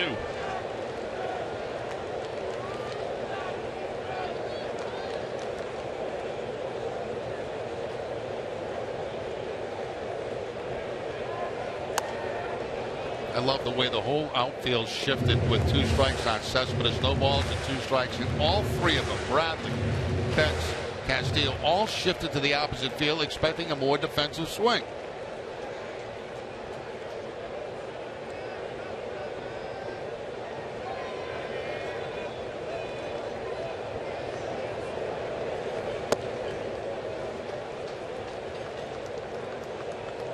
Well, first action of the night for the Red Sox. Heath Embry up in the pen. Pitch count high for Owens, nearing 100. This is 99. And Cespedes waves at it and strikes out. 6 strikeouts now for Owens. 2 down in the inning. Yeah, it's really a shame that he's walked 4 guys in this ball game and the pitch count's so high because he's got good stuff. Breaking ball again, that's down and out of the strike zone. Cespedes chasing it. That was after throwing him a high fastball, so he changes his eye level and also puts a spin on the baseball.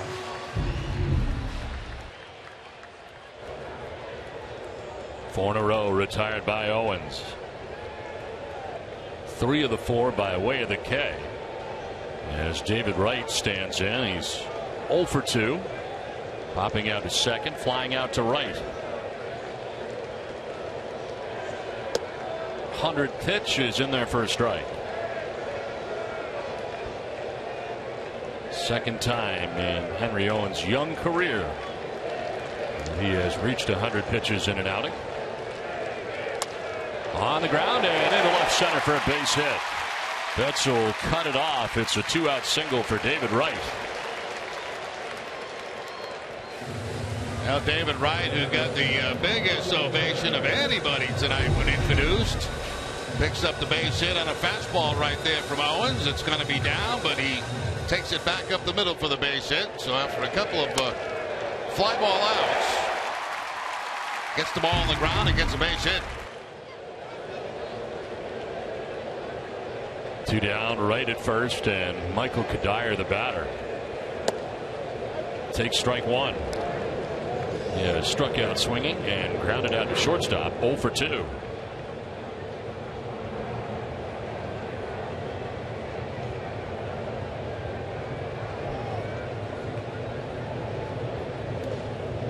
Bouncing in and blocked by Swihart. Keeping an eye first base on Wright, who could not advance. Big curveball again, but Swihart can read that this ball's going to bounce, and so he gets down there very quickly, softly off that chest protector. A little bounce off the knee of Kadire, and Wright has to stay at first base.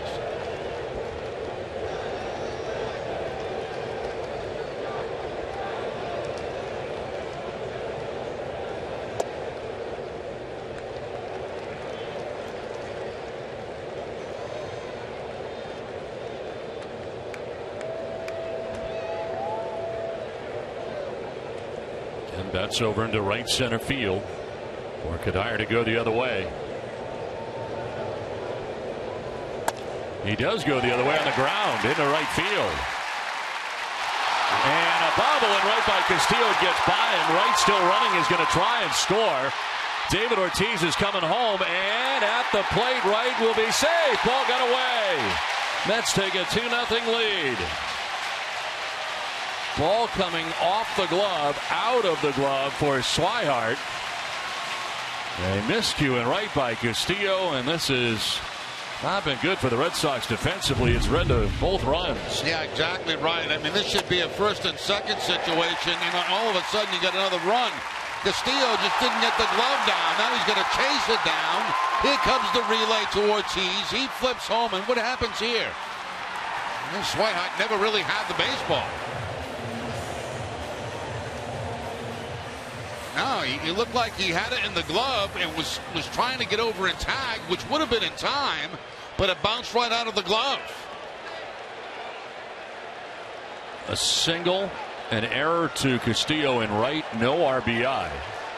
And the Mets now have a runner at third, a run in with 2 outs, and Wilmer Flores the batter. Strike one. This is a 2-0 game, and it really could be a 0-0 game right now.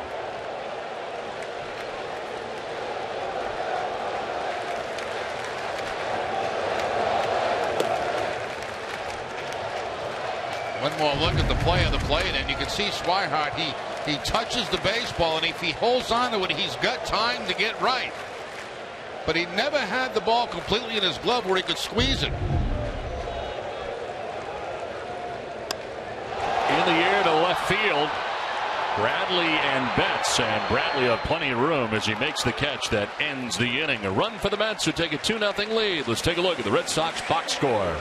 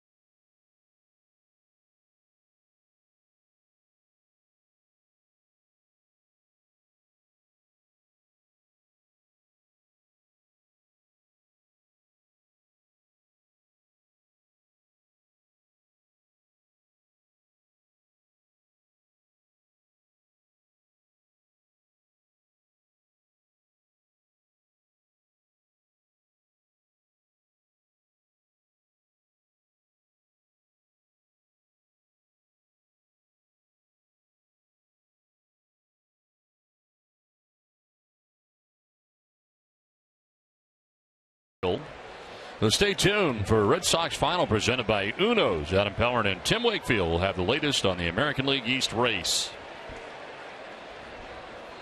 6th inning from Citi Field in Flushing, New York, as Mookie Betts, the top of the Red Sox order, to lead it off here in the 6th inning. It's Betts, Sandoval, and Bogaerts, with Harvey back on the hill with a 2-run advantage now. Harvey with 7 strikeouts through the first 5 innings. He's only allowed 2 hits, a single for Bogaerts, a single for Ortiz, and a foul back and below us.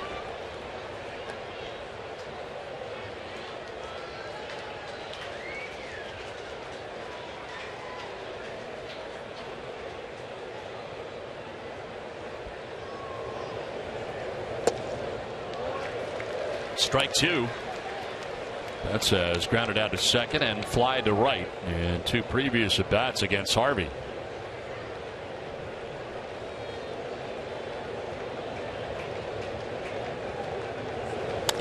On the ground to third, Wright corrals it and swings at the first base sidearm for the first out of the 6th inning. Time now to check out the results of tonight's Dunkin' Donuts poll question. We asked which Mets starting pitcher has the better nickname. Harvey's got the Dark Knight. Syndergaard has Thor. And Harvey wins 66%. I like the Dark Knight. Doesn't make any difference to me. You don't care either way, really, do you? I really don't. No. Quite frankly, you kind of like the Rem Dog yourself. That's one out here on the 6th inning for Pablo Sandoval. Walk in the first, grounded out to shortstop in the 4th inning. Healthy size gap in right center field for Sandoval. Golf swing at that, 0-2. Now Harvey doesn't have to go anywhere near the strike zone with Sandoval. See if he'll chase something well off the strike zone. Seems like a lot of people try to go up too on Sandoval.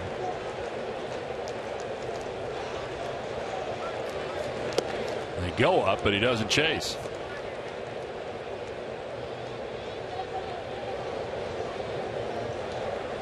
Sandoval, then Bogaerts here in the 6th inning. And Pablo gets a piece of that. Red Sox season ticket plans are now available for the 2016 season. For information about becoming a Red Sox season ticket holder, please call 617-226-6888 or visit redsox.com/season tickets today. 1-2 pitch. Sandoval crank another one foul off to the left.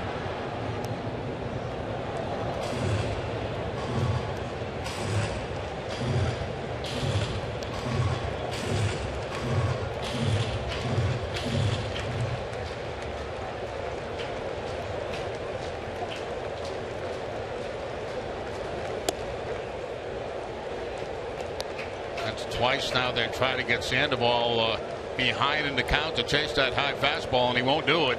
At least not yet.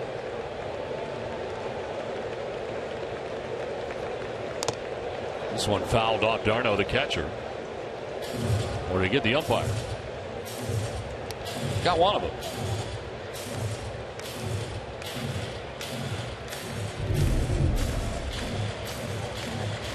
Change up that time, and let's see who it does get. Ooh, Darno. Yeah.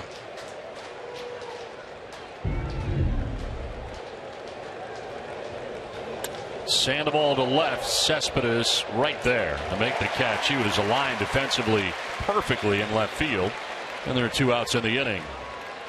Well, tonight after our Red Sox coverage on NESN Sports Today, Gary Streisky and Nicky Reyes will have highlights and a recap from the Patriots preseason game against the Panthers.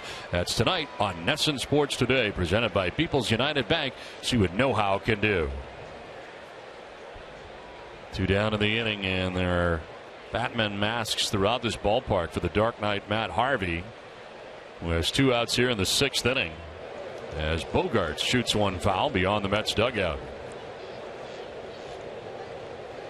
The Connecticut native working here into the 6th with a 2-0 lead.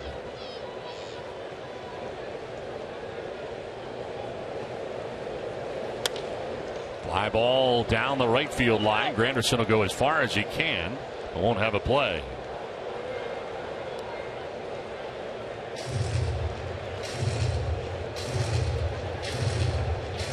Harvey participated in the Boston Baseball Writers Dinner the year before last. He was on a dais with John Lester that night. Tom Clavin was there that night.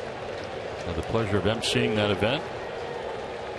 That was the last time I saw former mayor of Boston, Thomas Menino, was at that event that night. We certainly missed the mayor. There's no doubt about that.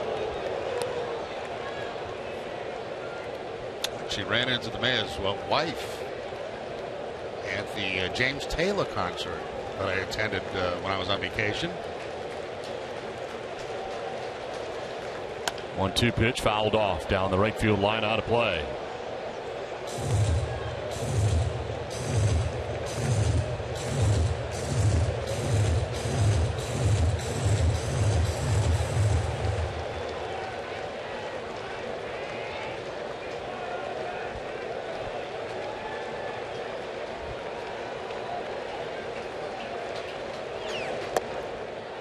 Close pitch. 2-2. Pitch count rising here for Harvey now.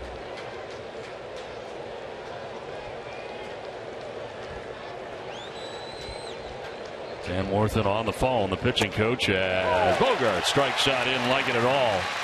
Looks back at Hirschbeck. He'll take with him the 8th strikeout for Harvey. It's a 2-0 Mets lead.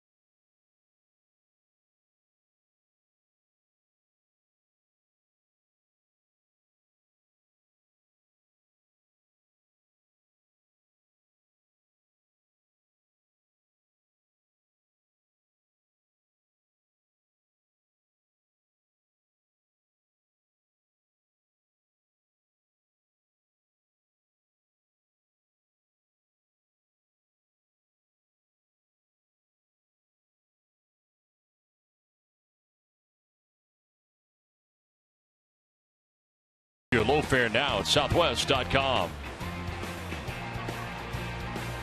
Back at Citi Field in New York, where the Mets have a 2-0 advantage over the Red Sox, and this call to the bullpen is brought to you by Kia, as Heath Hembree into the game here for Boston after 5 innings tonight from Owens, who departs on the hook.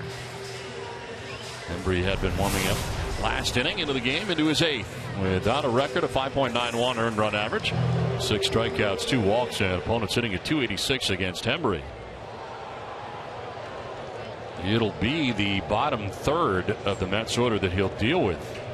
Darno, Tejada, and the pitcher spot expected in the inning. And look at Matt Harvey's pitch count through 6. He's at 103. And there is action out in the bullpen for the Mets. First pitch swinging is Darno. Popped up right around the bag at second. And it's Xander Bogaerts who makes the catch for the first out of the inning. Well, the night over for Owens, but I thought a very good night for him. You know, he had some strikeouts. I thought his two best pitches was his fastball and his changeup. There's a changeup there for a strikeout. It's like a little slider that time. Then a fastball that's going to be elevated. And another fastball inside. Owens going back to the breaking ball down and away. So the only problem for him in this game tonight was the pitch count. It rose early in the game because of the walks that he had, but I thought his stuff was very good. Ended up with a total of 4 walks, 6 strikeouts in his 5-inning effort. I've been very impressed with those last 2 starts. The start against Kansas City last time, and you see the numbers for tonight. The only thing I'd like to circle is that BB cut down on the 4. Only one of the 2 runs is earned. The error by Rusney Castillo certainly costly.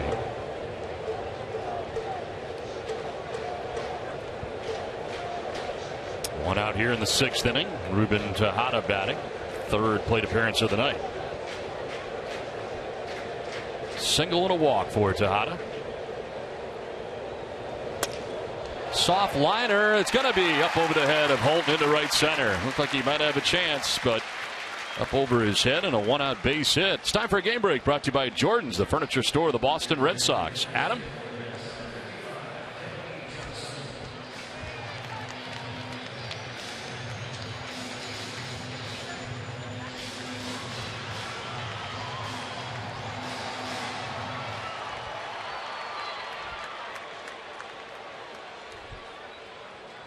All right, Adam, thanks very much. Yeah, the Jays starting the day a game and a half better than the Yankees in the American League East. Mets pen is busy. Logan Verrett up in the pen. Pinch hitter here. Former Red Sox Kelly Johnson. Or Matt Harvey. Mentioned that Harvey had over 100 pitches at 103.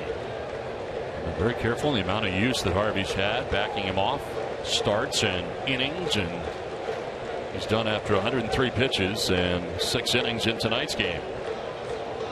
The part with at the very least a 2-0 advantage.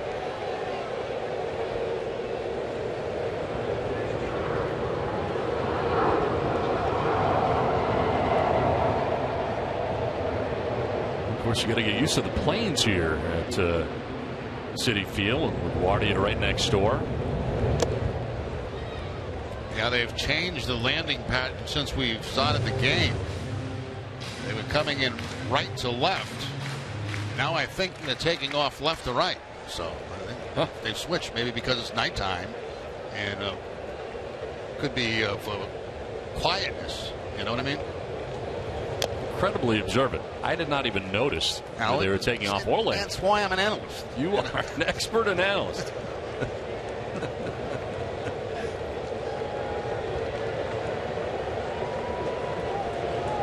Darno popped out to shortstop to begin the inning. Tejada with a single to center field. 1 out, 1 on.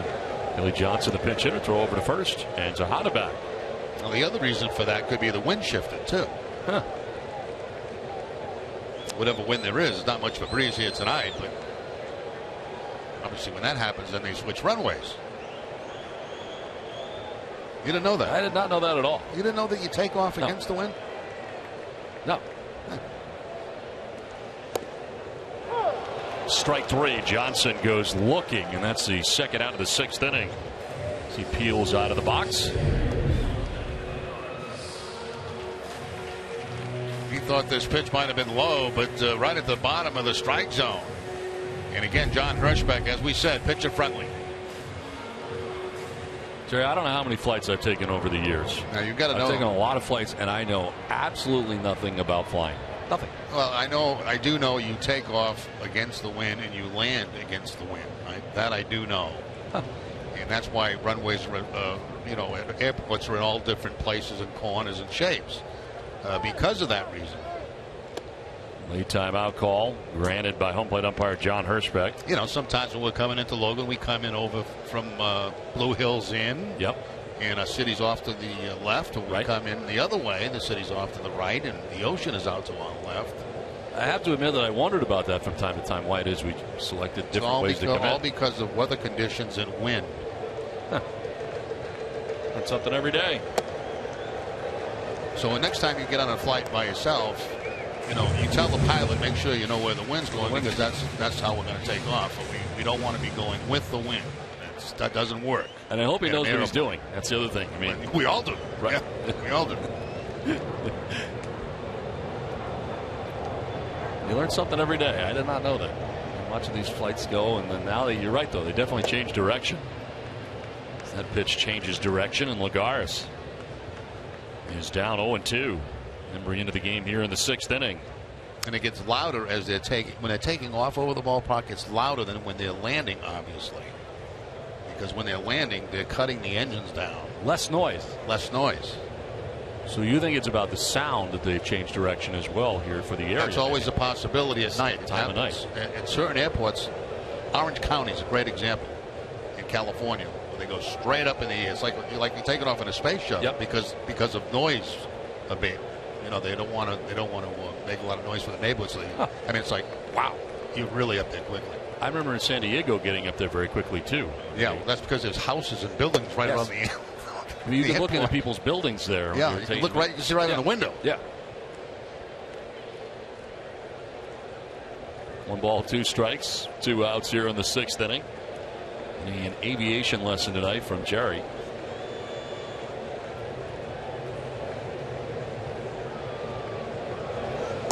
Outside to Lagares.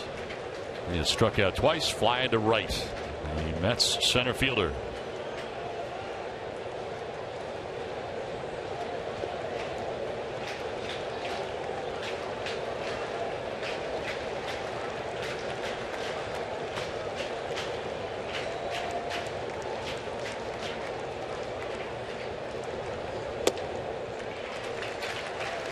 Full count now. With 2 outs, Tejada will be able to get a start at first base. You get Curtis Granderson waiting on deck.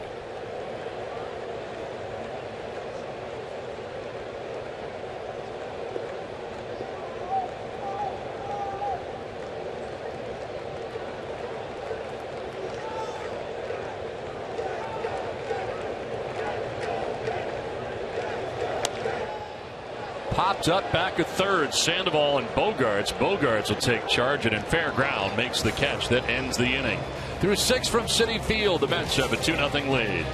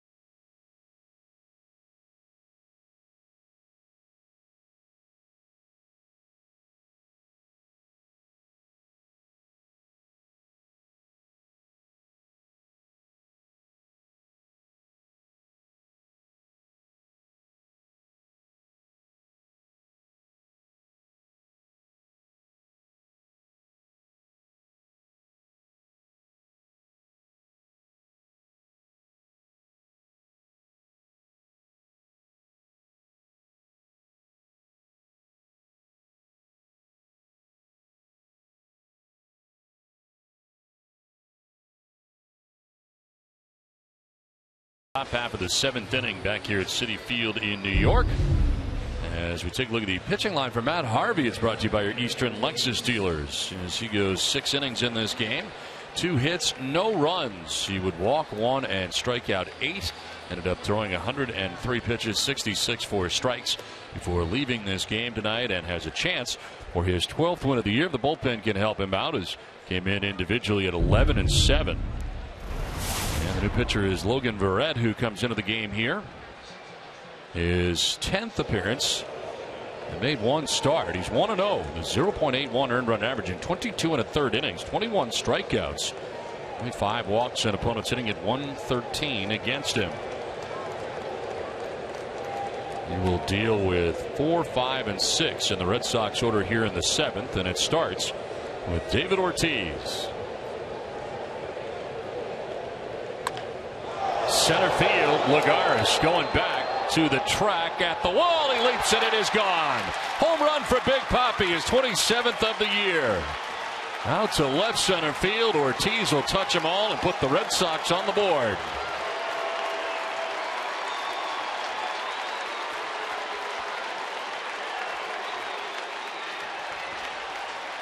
Oh, was that ball ever hit hard by David Ortiz? A line drive home run to left center field.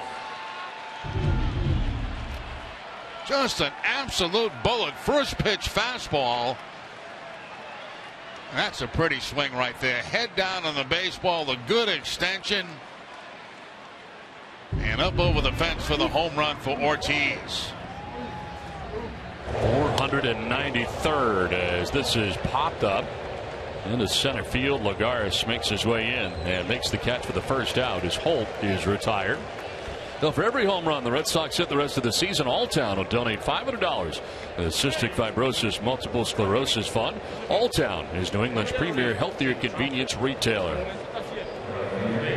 So Big Papi had back-to-back days off. The final game of the White Sox series in Chicago. The scheduled off day yesterday, back in the lineup tonight. And he has a home run to get the Red Sox on the board here in the 7th inning. Here is Rusney Castillo. Would love to atone for that error that he made that led to a run earlier in the ballgame.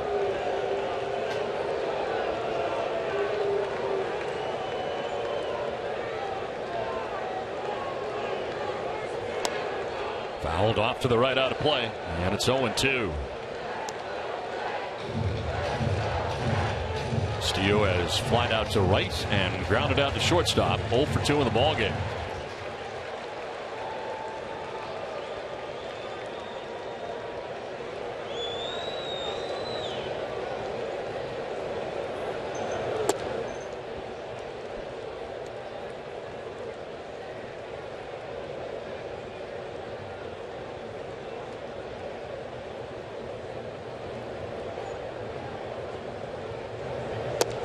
On the corner, and he gets him. Rusney takes with him the first strikeout for Verrett. 2 down. Yeah, pretty nasty pitch right there as he goes to the outside part of the plate with the fastball.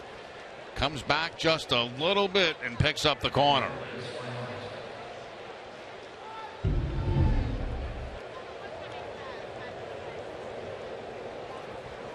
Two down here in the 7th inning. Brings up Blake Swihart. 0 for 2. Struck out twice. Once swinging, once looking. All that against Matt Harvey. And as you see Carl Willis on the phone to the Boston pen.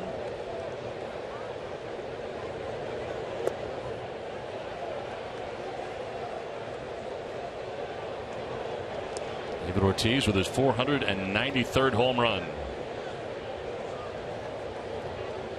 Started this top of the 7th inning.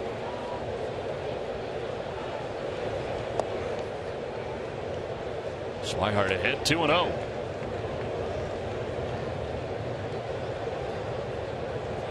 Center fielder Juan Lagares over towards left center. Swihart to go the other way. On the ground and by the dive of Kadire at first base into right field. Swihart with a 2-out base hit to right field. His first hit of the night. Yeah, Swihart certainly happy to see Harvey out of the ballgame. He had struck him out twice. This is something off speed here. A changeup, I believe, that stays up in the zone. And Swihart does a good job pulling it by Kadire at first base for the base hit with 2 outs. See Kadire how close to the line he is in a 1-run ball game. If he's playing his normal position, probably makes a play on that. Trying to prevent the 2-base hit. Jackie Bradley Jr. now with a chance with 2 down in the inning.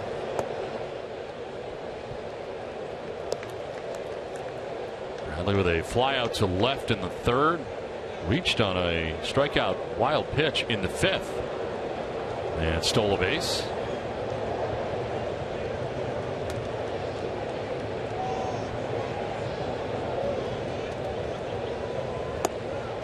Now David Ortiz with 493 home runs. Where does that put him? Has him with Lou Gehrig and Fred McGriff. Won't be able to catch his next guy until he gets up over 500. That'll be Eddie Murray, Hall of Famer Eddie Murray.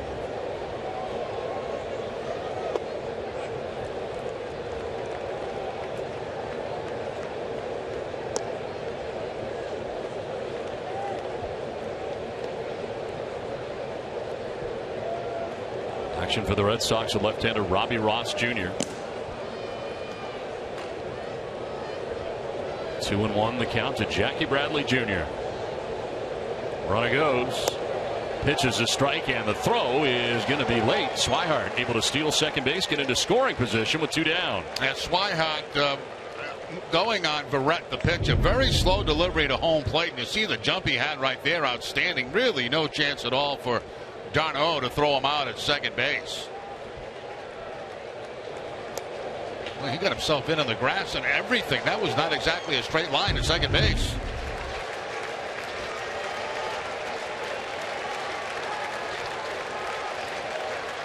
Two-two pitch. Fouled off to the left out of play. Well, Saturday on Dining Playbook, Billy and Jenny visit a special family on the North Shore, plus Jenny cooks with a top local seafood chef. Catch it all on Dining Playbook Saturday morning at 9.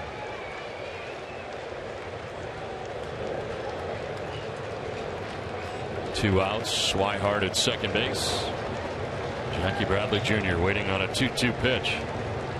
Tying run in scoring position. And a fly ball to center field, struck well. Lagares was shallow, still going back, and that ball is gone. A 2-run home run for Jackie Bradley Jr. catapults the Red Sox up over the Mets now, 3-2 in the ball game. So Harvey gets out of the game, and the Red Sox turn the game around instantly. Number 6 on the season for Jackie Bradley Jr. And this one hit almost in the same spot as David Ortiz, except this one was higher. Again, that appears to be a changeup, some type of off-speed pitch. And it was left upstairs, and Bradley goes right with it. So this game is turned around in a hurry. Just like the wind here in New York. Well, there's Alejandro De Aza pinch hitting in the pitcher's spot.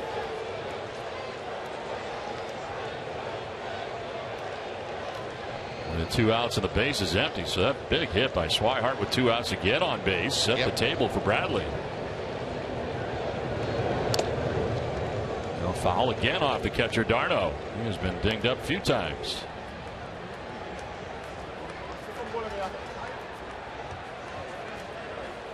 So Matt Harvey no longer part of the decision. Had a chance for his 12th win of the year, left with a 2-0 advantage. That's gone. De Aza squibs one foul. Well, here's a guy whose playing time has really been cut. De Aza, because of the play of Jackie Bradley Jr. and Rusney Castillo and Mookie Betts, there really hasn't been a spot for him out there.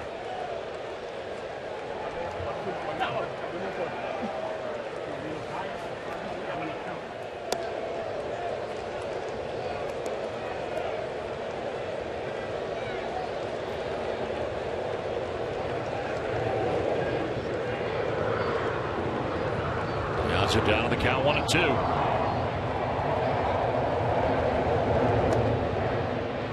Outside for ball 2.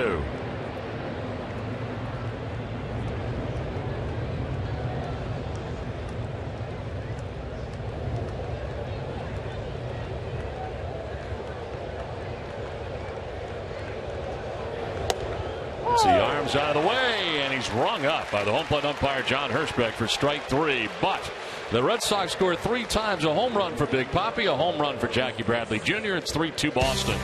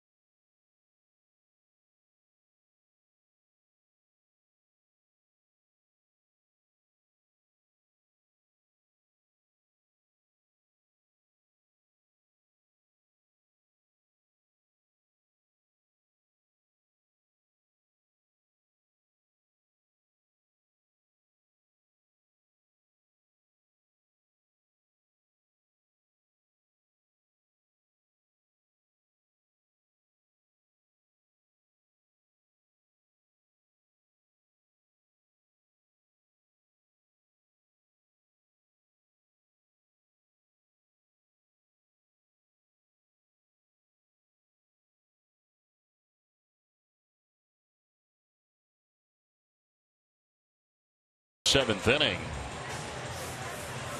As promised earlier in the game, we have selected the Data Strong fan photo of the game. Tweet your photos now, brought to you by T-Mobile.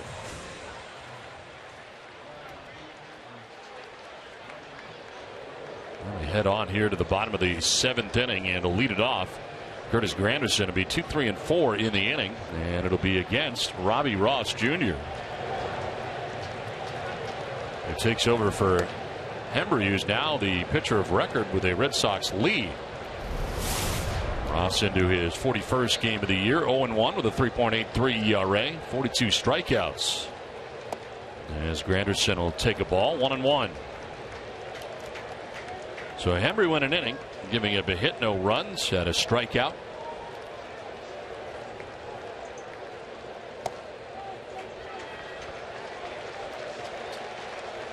Granderson tonight against Owens had been 0 for 1, but did get on twice via the base on balls.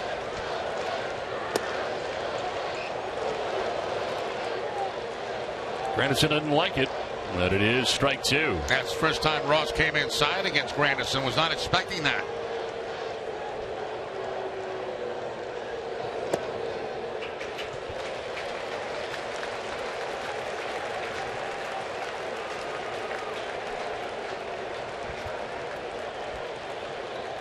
Ross with the payoff pitch.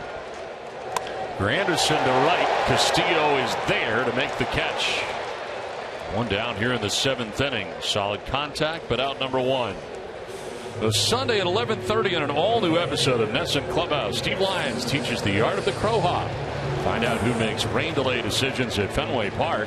And Rick Porcello makes his debut on Red Sox Small Talk. NESN Clubhouse is presented by Delta Dental of Massachusetts.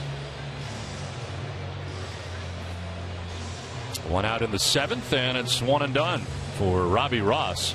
As Torey Lovello goes out there to get him, he gets Granderson to begin things here in the 7th, and it's back to the pen again as the pitching change from Citi Field in Flushing, New York. Red Sox on top 3-2.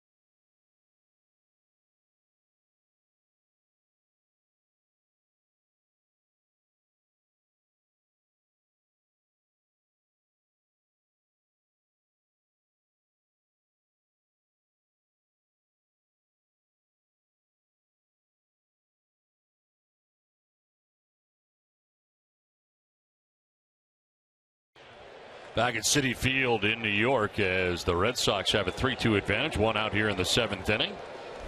Cespedes batting with one out here in the 7th, and Alexia Gondo into the game. 4th Red Sox pitcher of the night.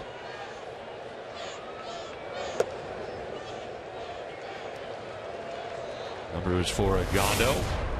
52nd appearance, 2-0. 3.69 earned run average, 53 2/3 innings.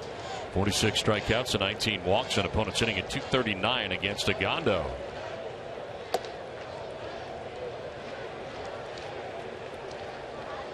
Hey Jerry, our pitch effects are back. Whew. Goodness, now I can know how fast these guys are throwing.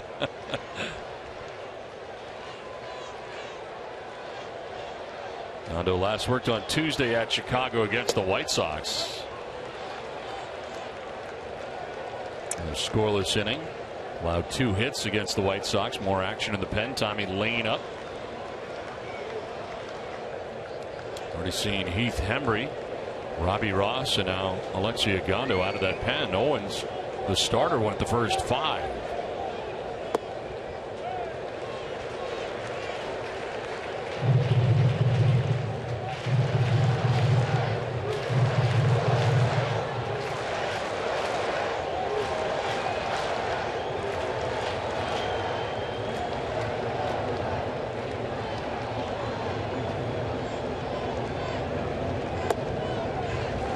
Everything's been away, exception of one pitch.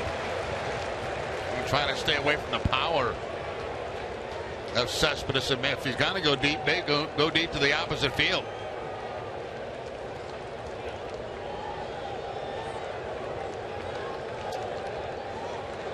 Gondo has allowed 12 home runs on the year, and that one way outside.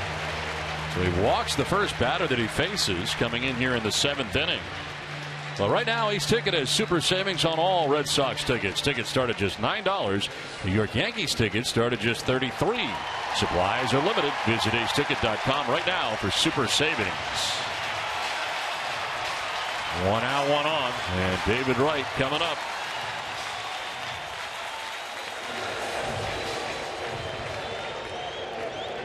He has popped out to second base.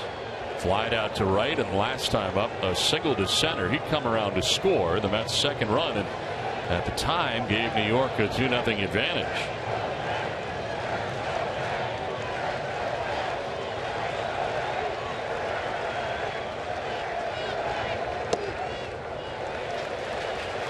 Ball 1. Home runs in the top half of this inning for David Ortiz. A solo shot. Jackie Bradley Jr. a 2-run shot. And has propelled the Red Sox to a 3-2 advantage right now.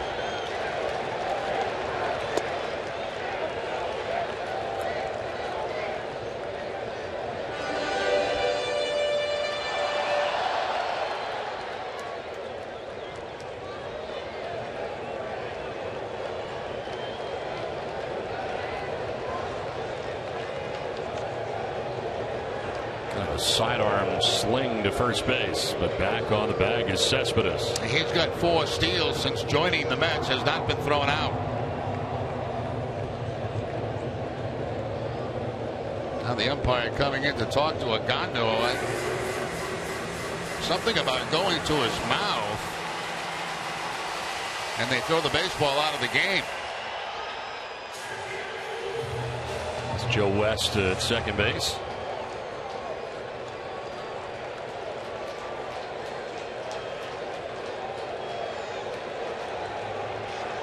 Cespedes at first, 1 down. And back to the bag again, Cespedes.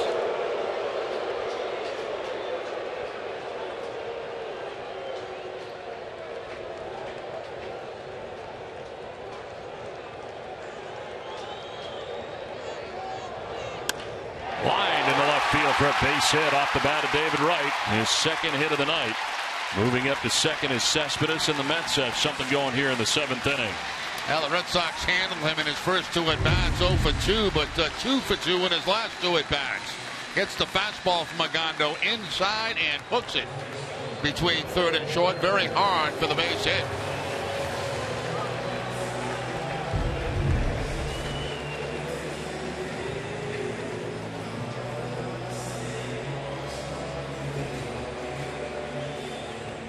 One out, 2 on. Michael Kadire coming up, but first a meeting at the mound that's going to involve the pitching coach, Carl Willis, coming up.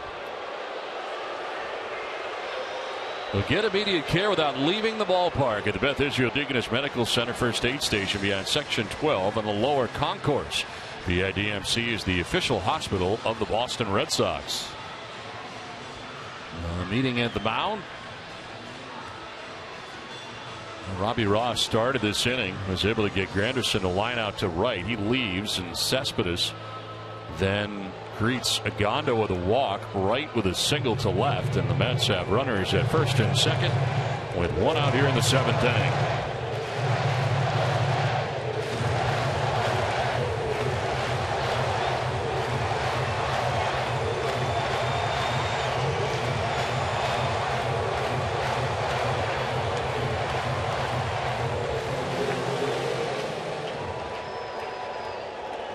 Kadire coming up here.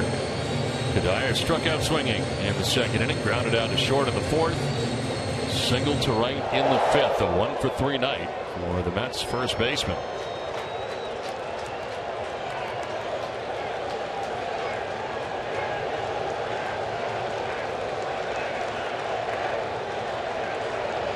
Inside, almost hit him.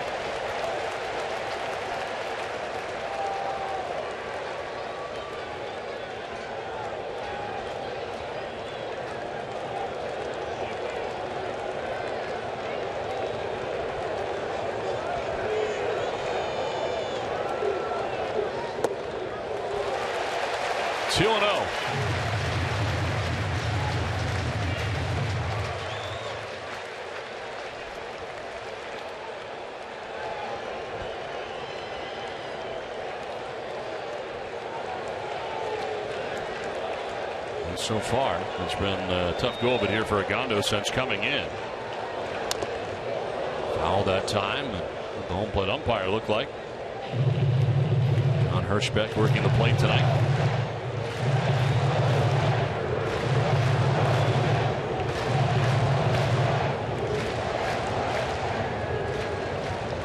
Since coming into the game, a walk and a single allowed by Agondo. Tight one tonight from Citi Field in New York.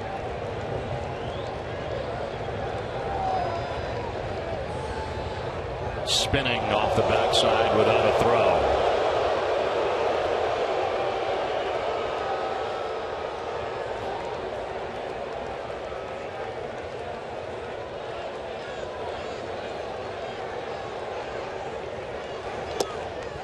Kind of a start and a stop at second base by Cespedes, like he was taken off, but he throws on the brakes. Yeah, I thought he was going. He took about 5 steps toward third base, then just stopped. Watch Cespedes at second. Looks like he's breaking for third, but all just a little bit of a deke.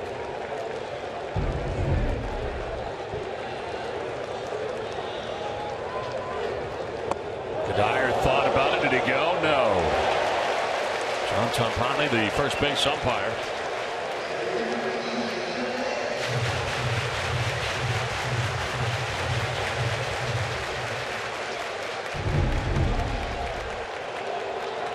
Definitely the ball is down. Was it a swing? Didn't look like one.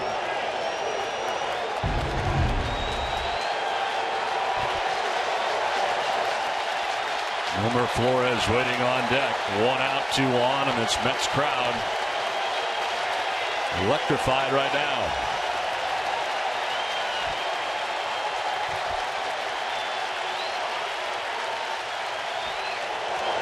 Kadire rips it foul.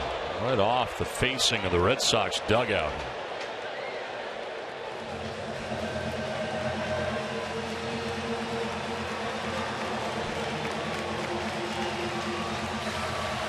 Cespedes at second, right at first, 1 out.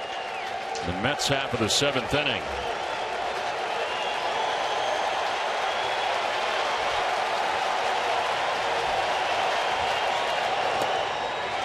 Ball 4 and down to first goes Kadire. Second walk given up by Agondo and 3 hitters, and now the Mets have him loaded.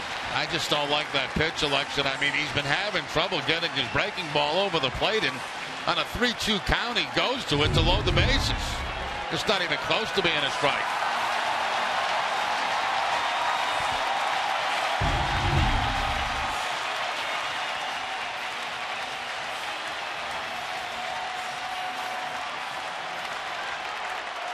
One out, bases filled with Mets, and Wilmer Flores the batter.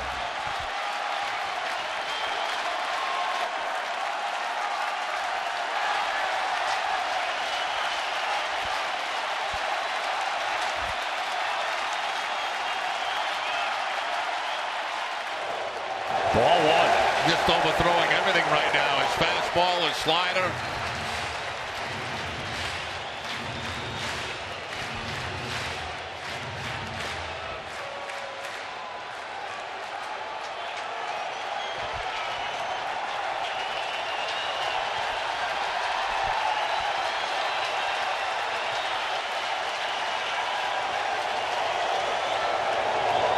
Swing and a miss. Flores chases that. A 94-mile-an-hour fastball.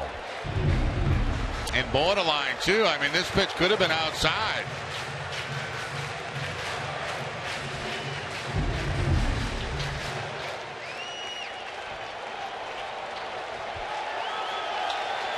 Bases loaded, one out in the seventh. Kind of a playoff atmosphere here tonight at Citi Field. And a pop-up right side of the infield. Infield fly rule in effect as Holt makes the catch, 2 down. So a big out there for Agondo. Let's go back and look at that pitch sequence. All fastballs from Agondo, 3 of them. And this at bat with the bases loaded. First of all, overthrowing the fastball for ball 1. And then a little bit of a gift right there as they chase a bad pitch. And then he comes up and in and jams them for that pop up to the infield. So one big out to go. With 2 down, it's Cespedes at third, right at second, Kadire at first, and Travis d'Arnaud coming up. That's catcher is walked, single, drove in a run with that single and popped out to shortstop. 1 for 2 on the night.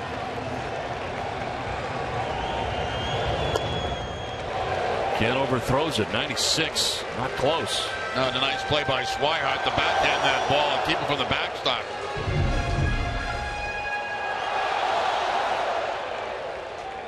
Quick reaction by Swihart behind the plate.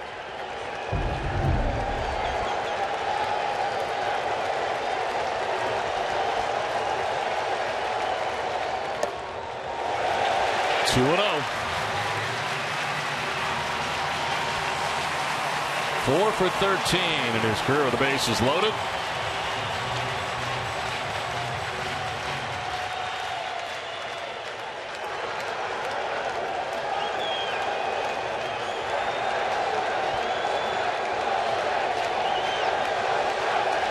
Pitch. Swing and a miss, and a fastball up that d'Arnaud chases. That's a gift right there again, because that ball probably not a strike. Up above the strike zone, but d'Arnaud chasing it.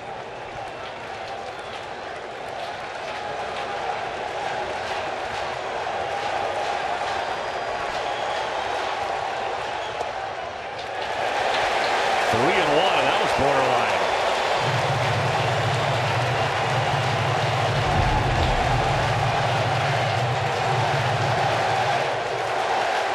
Well, right now, d'Arnaud can decrease the zone in which he's looking at. Ahead of the count, 3-1. Yeah, look, something middle in.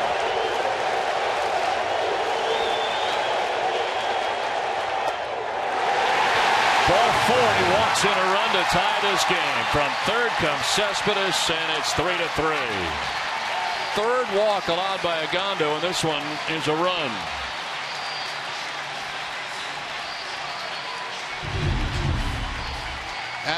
His control has just been not good since he's been in this ball game. 3 walks in the inning for him, and that's going to be it for Agondo. Just did not have it tonight. And Torey Lovullo will take the baseball from Agondo. We will step aside. Pitching change from Citi Field. This is a brand new game, tied 3-3.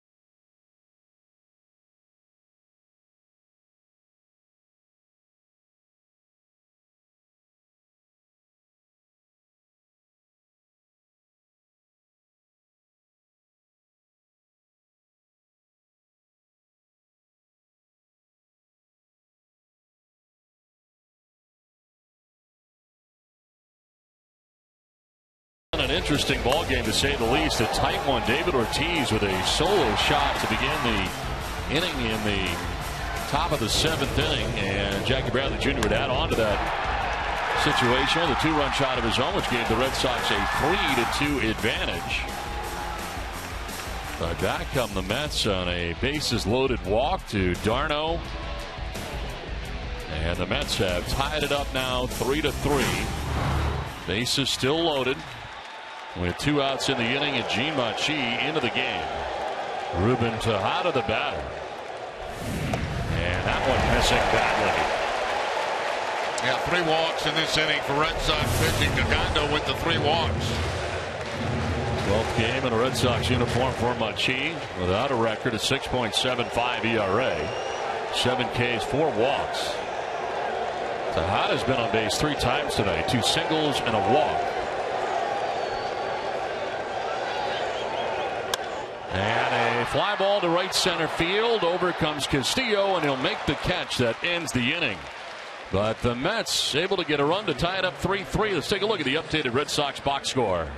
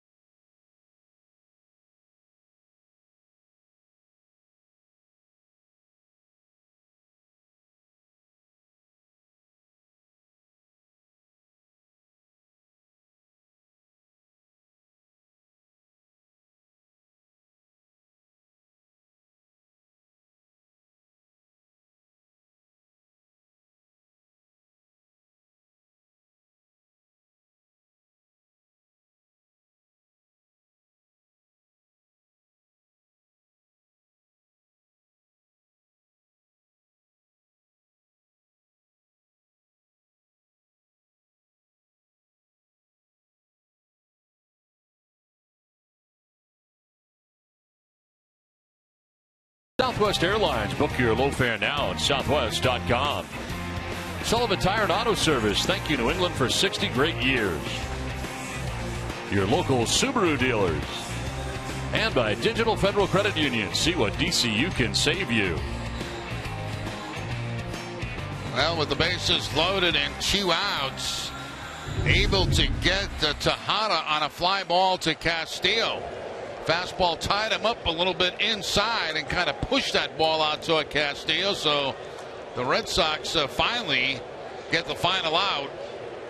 And now that score is all tied up at 3. New pitcher on for the Mets, Tyler Clippard into the game. 17th appearance, 1-0 with a 0.59 earned run average. 11 strikeouts, 6 walks, and opponent's inning at 158 against Clippard. Takes over for Logan Verrett, who ended up giving up the 3 runs. And the Red Sox scored in the 7th inning, the 2 home runs. Off balance swing there for Betts. Got a changeup on the first pitch. You know, all geared up for the fastball on the first pitch of the inning, and instead you get the changeup. Well, Clippard has been very good. He's allowed just 1 run in 15 1/3 innings. Last 16 appearances with the Mets. There's a pop-up. From first base comes Kadire. He'll put it away for out number 1 of the 8th inning. Let's take a closer look at what's ahead for the Red Sox. Tomorrow's starting pitchers as Joe Kelly matched up against Jacob deGrom here at Citi Field tomorrow as we play late day baseball. 4 o'clock start. Kelly 7-6 with a 5.18. deGrom looking for his 13th win of the year. 12-6 on the season. This closer look is brought to you by FW Web Selection, Expertise, Solutions, more at FWWeb.com. 1 out in the 8th, and that'll take us to Pablo Sandoval. As walk grounded out to short, flied out to left.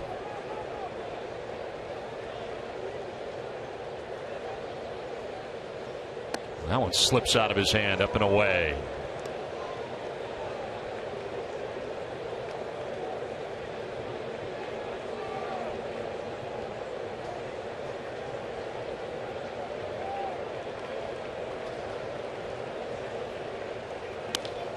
Popped up, foul ground. Right will go as far as he can by the dugout, and he won't have a play. Dugouts are very large here at Citi Field. Yeah, 3 decks. Yeah.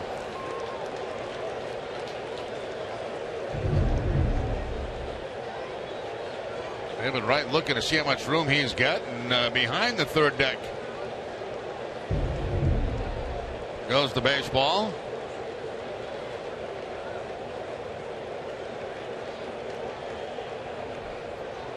1-1 coming here to Pablo Sandoval. And that one by him.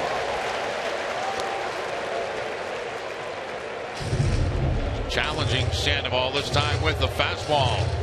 Throws it by him at 91 miles an hour.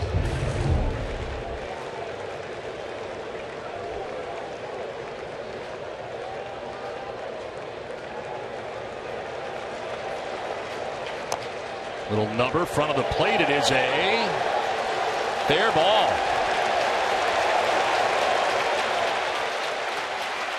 And he's been ejected. Sandoval not only out, but now out of this game. Hirschbeck had hurt enough.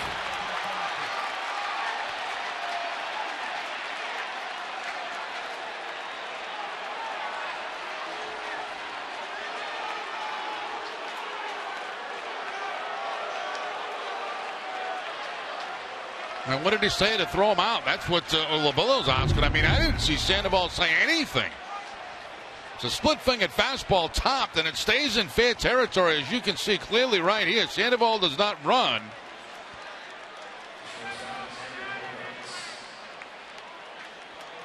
So two unassisted on the play. I don't know what he said when he turned around, if he said anything, but that was a very quick ejection.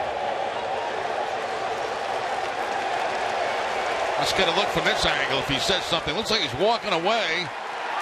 Then says something, and Hirschbeck throws him out of the ball game.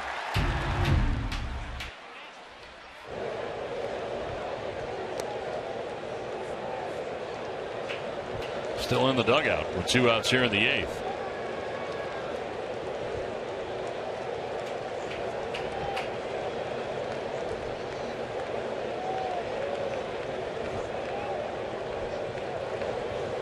Bogarts will take the strike, and it's a ball and a strike to Xander.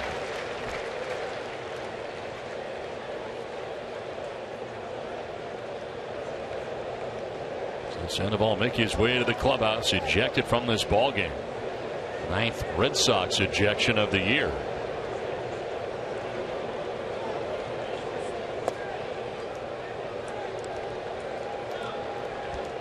Bogarts single back in the 1st inning, a single to right field. Struck out in the 4th, struck out in the 6th inning.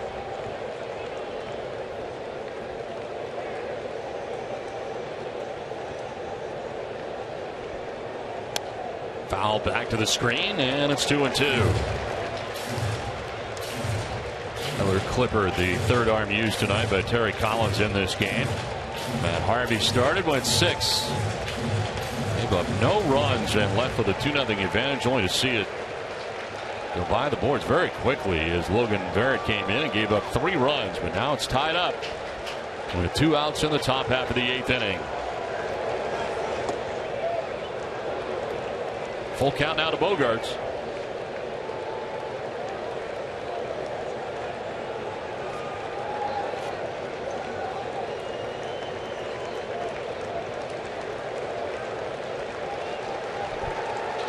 Center fielder Juan Lagares over to right center on Bogaerts. And Xander fouls off another.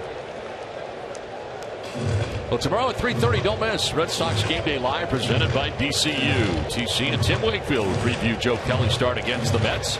DCU, Digital Federal Credit Union. What can DCU save you? 2 down in the 8th inning. Payoff pitch again. And Bogaerts lines out to the shortstop Tejada to end the top of the 8th inning. 7.5 deep, game tied 3-3.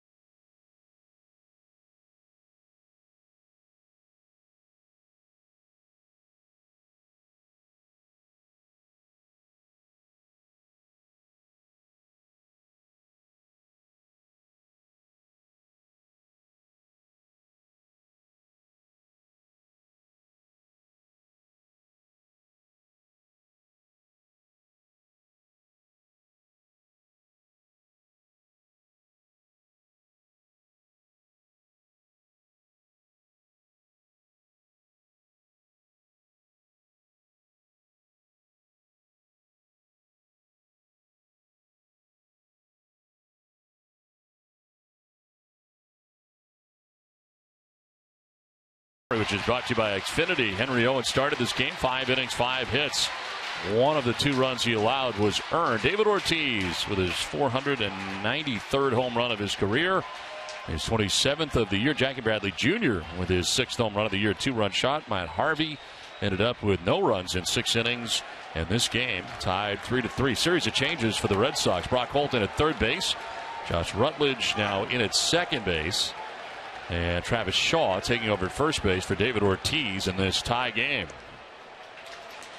Daniel Murphy pinch hitting here in the pitcher's spot. And leading it off in the home half of the 8th for New York. 287 hitter is Murphy. And a chopper down the first baseline, foul. Gene Machi back in the game here for Boston. After getting the final out of the 7th inning, he's back on the hill to begin the 8th. An ineffective outing tonight for Alexi Agondo, who in a third of an inning, giving up a hit, a run, and he walked 3. And that was all in the 7th inning. When you think about it, Don, in this game, it's been all gift runs for the Mets. Yep. All 3 runs. One ball that was cut off that shouldn't have been, an error in right field, and then just wildness by Red Sox pitching.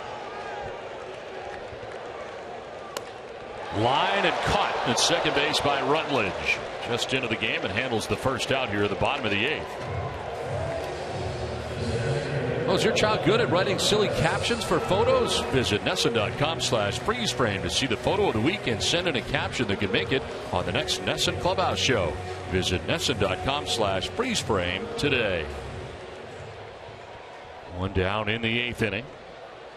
Juan Lagares coming up here. 0 for 4 in the ball game. Struck out, fly it out to right, struck out again, and last time up, popped out to short. Trying to bunt his way on, takes a ball.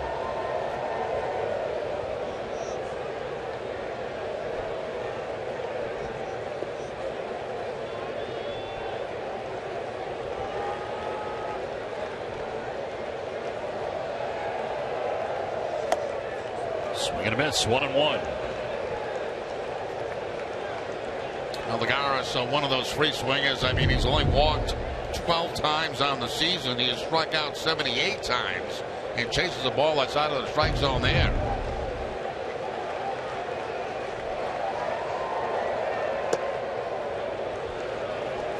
Puts up the corner and jumps ahead here. 1-2 to Machi.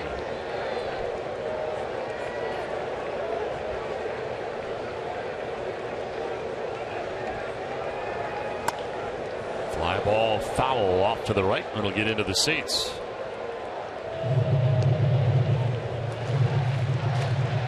Here's Familia up in the pen. That's closer.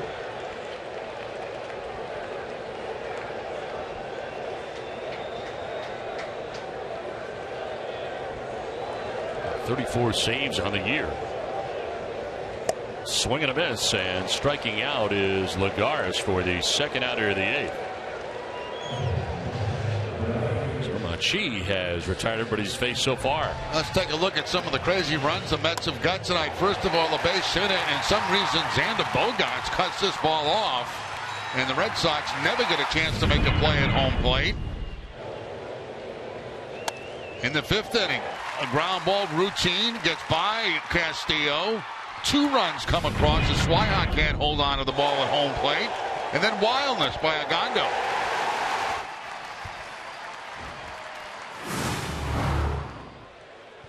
And Curtis Granderson with 2 outs here in the 8th inning. Slaps it foul off to the left and finds himself down 0-2. Sox into the shift on the right side of the infield.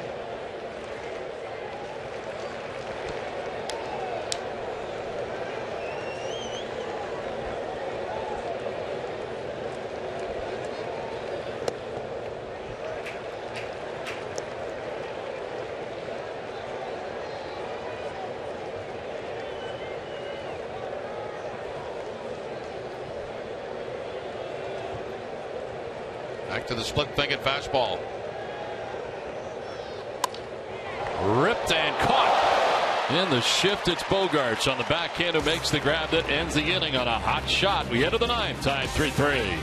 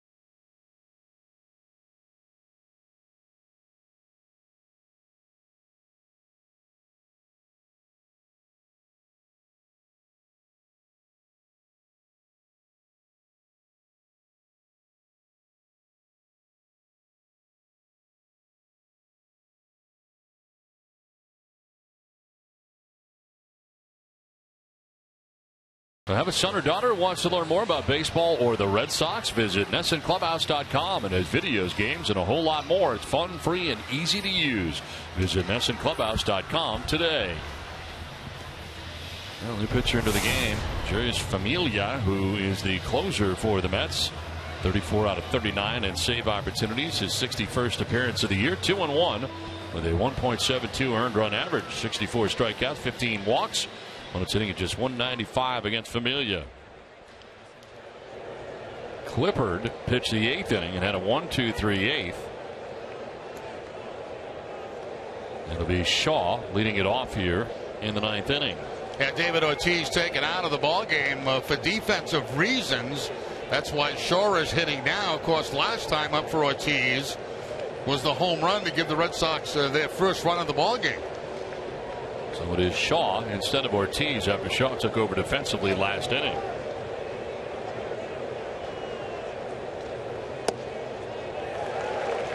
Here's the home run from David Ortiz back in the 7th inning to lead off the inning. A fastball and a line shot home run. And that got the Red Sox going in the 7th. Followed by a Jackie Bradley 2-run home run.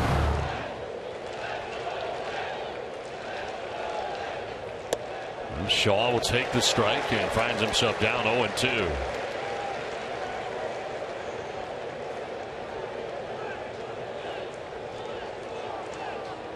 Fourth in the majors with 34 saves is Familia.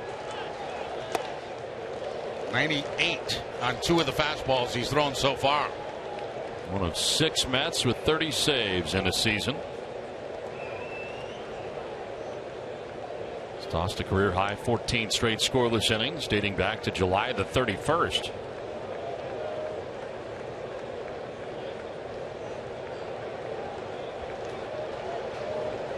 Ahead of Shaw, 1-2.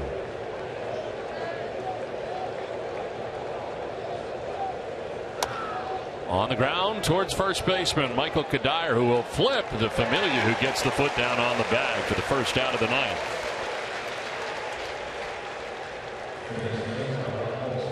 Now the Red Sox have the lefty Tommy Lane up in the pen.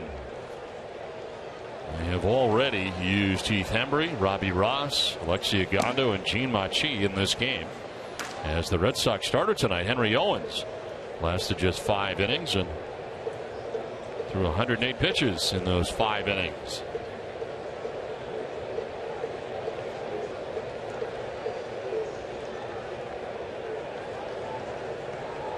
Brock Holt 0 for 3. He struck out, reached on a fielder's choice, and flied out to center.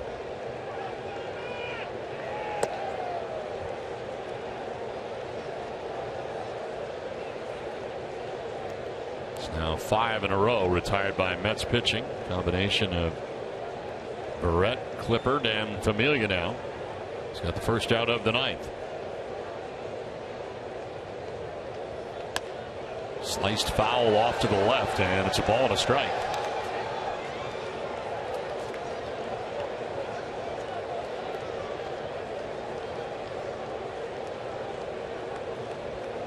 The lip of the grass at third is David Wright.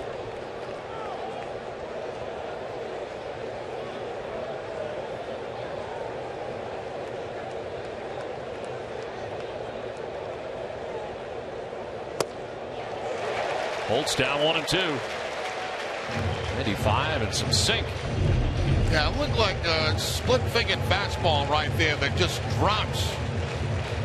That's a hard split-fingered fastball at 95 miles an hour. Wow.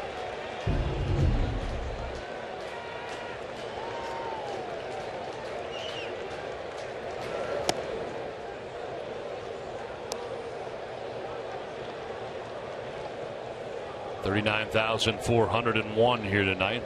39401 for game 1 of the 3-game series between the Red Sox and the Mets this weekend in New York. 2-2 and a swing and a miss. Brock Holt strikes out. First strikeout for Familia. 2 down in the 9th. There's that split again. This time it was down in the strike zone and actually ended up below the knees.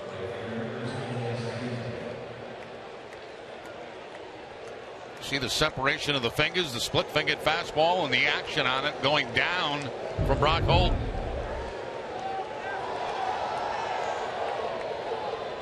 Two down for Rusney Castillo. 0 for 3 in this ball game.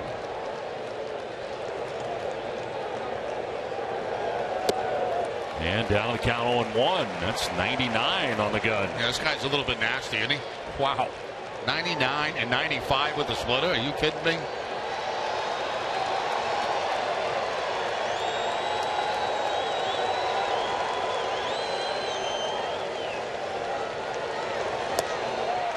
Oh, 2. As Brock Holt in the dugout explaining what that split-fingered fastball did, just boom, the bottom falling out of it.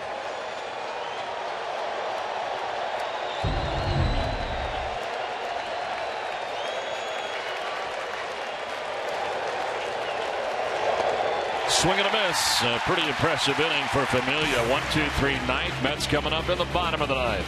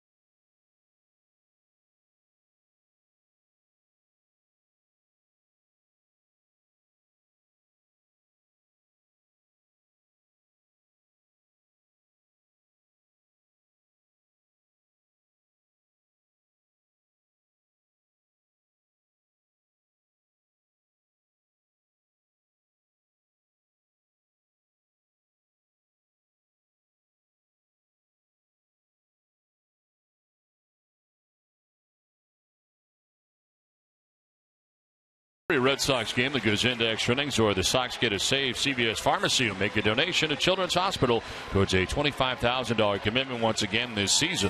CVS Pharmacy is the official pharmacy of the Boston Red Sox.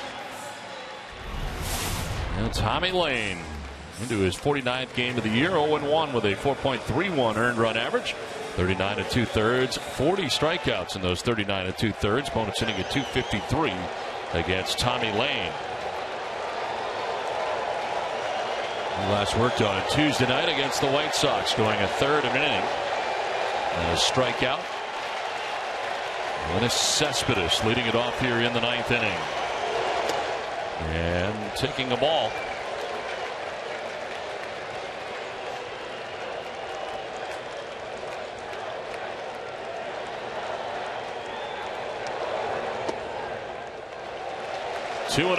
Now the Red Sox playing Brock Holt close to the line at third base, trying to prevent the double. They have Shaw off the line at first base with the right-handed hitter at the plate. 3-0. Cespedes walked his last time up. It is 0 for 3 in the ball game tonight, but ahead here in the count, 3-0. Takes the strike, and it's 3-1. Tommy Lane now appearing in a career high 49 games this year.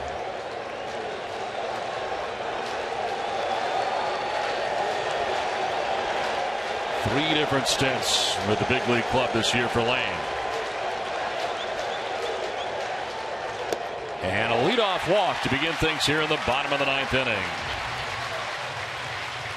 That is the 8th walk allowed by Red Sox pitching in the ball game tonight. It's been a problem. 8 walks. They're very fortunate. There's only 3 runs on the board.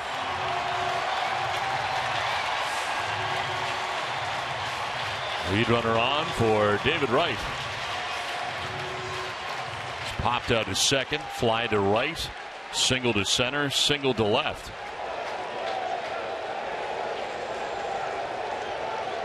Got 2 of these 7 Mets hits in this game.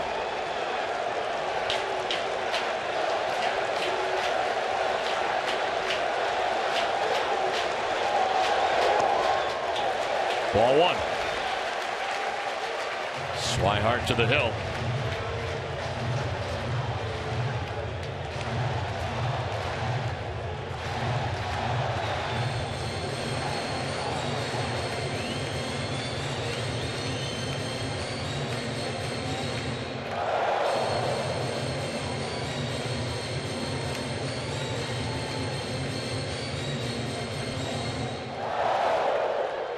Lane was behind before walking Cespedes. He's behind right.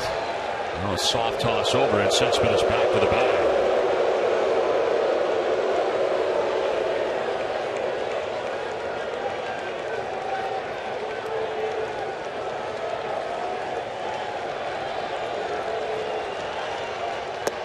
Swing and a miss. On a strike now to David Wright. That fastball outside away from David Wright. Like Wright trying to end the game with that swing. 8 career walk-off hits for David Wright. And a fly ball down the right field line and foul.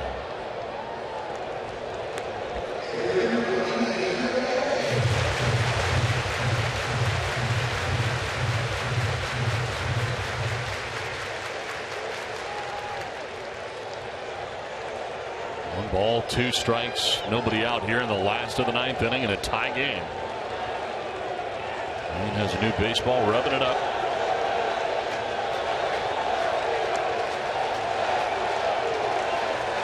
Better than 39,000 here tonight. 39,401 to be exact.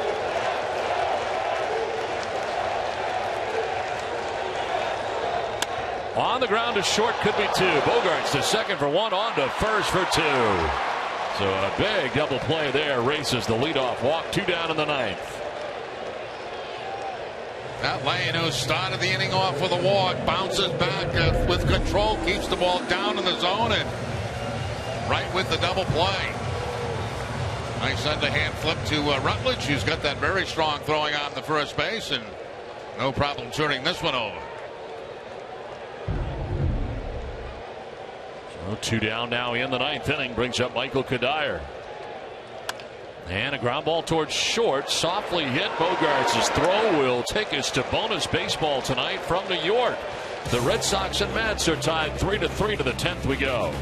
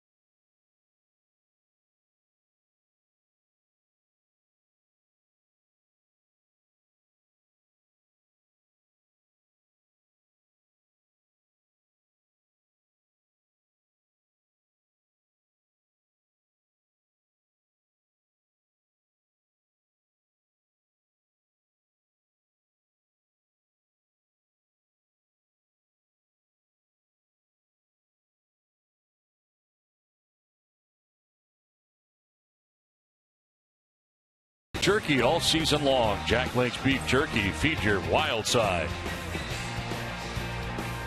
Extra innings tonight from Citi Field in New York. Game tied 3-3. Mets out hitting the Red Sox 7-5. Carlos Torres into the game here now for the Mets. 53rd appearance, 5-5, 3.66 earned run average, 43 strikeouts to 14 walks. And opponents hitting at 264 against the right-handed reliever. He is the fifth pitcher used by Terry Collins in the game. And here's a fly ball to center field off the bat of Swihart. Back goes Lagar. It's going to be over his head and off the wall. Ricochets nasty by him, and Swihart's headed for third base. He may go beyond. May try and score here. The throw to the plate is going to be not in time.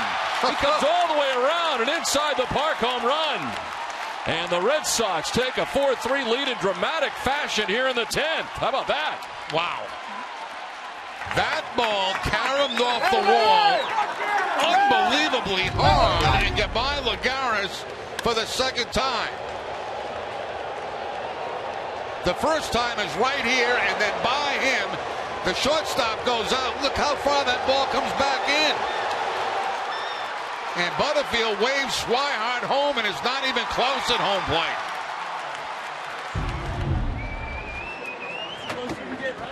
The shortstop, Tejada's the guy that ran that thing down in center field off the ricochet. And Christian Vasquez there with some water. Swihart coming all the way around. And the Red Sox have got a 4-3 lead. Water, oxygen, everything else. I mean, my goodness. Blake Swihart. Now Bradley fouls it back. I mean, I can't believe how far this ball bounces back. And it hits the padding of the wall, too. You know, if it hit the bottom part where the cement is, you can see it. But I mean, that ball really came back a long way. Lively wall out there, about 408 marker. And Swihart was checking it out himself. Yeah, then he picks up the third base coach and he's saying, "You got to go, young man."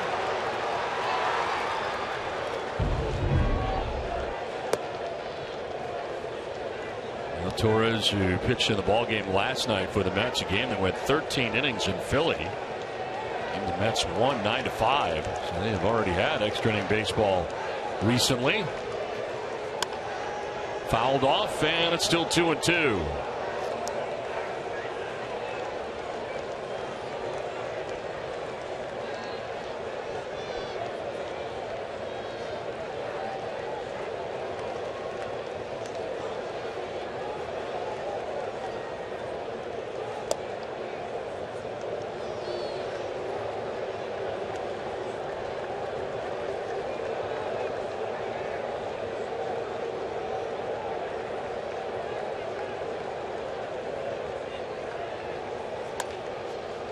Out to center field and a base hit for Jackie Bradley Jr. On a 3-2 pitch, able to line to center, and he's got himself a base hit here. Still nobody out. Well, Jackie Bradley Jr. big in this game, a 2-run home run. Now he gets jammed a little bit on that fastball, but takes it up the middle for the base hit. Ryan Hannigan is going to hit now.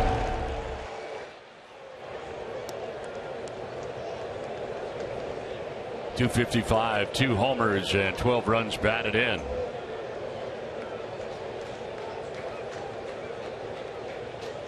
If they're going to have Hannigan bunting in this situation, nobody out.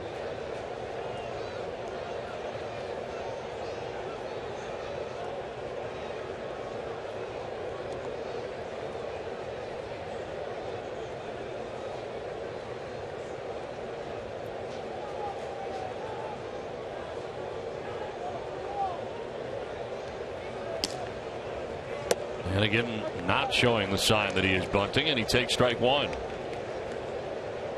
Now looking down to Brian Butterfield in the third base coach's box. Junichi Tazawa getting ready for the bottom of the 10th. Flores, Darno, and Tejada 6, 7, and 8 scheduled for the Mets. Red Sox still trying to add on now and try to obtain some insurance here in the 10th inning after taking the lead here in the 10th.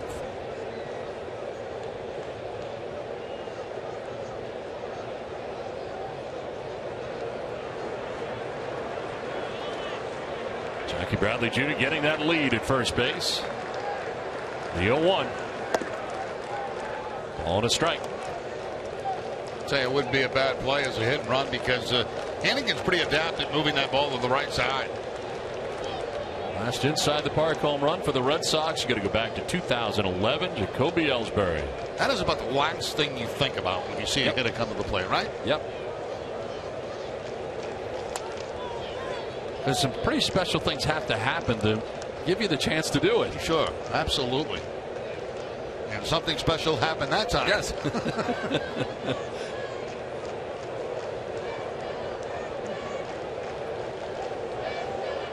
And it's not always a guy who's got the greatest speed. Nope.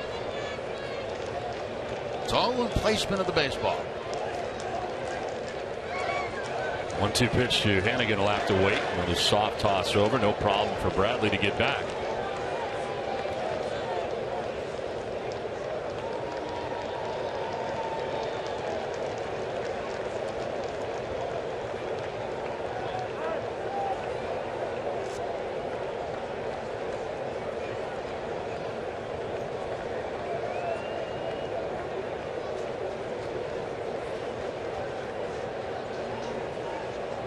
Starting to stop for Bradley at first. He does not go.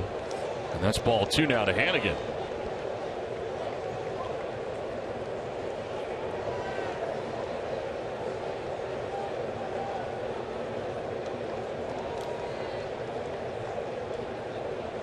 That's a double play depth here with nobody out, runner at first, and a 2-2 pitch coming to Hannigan.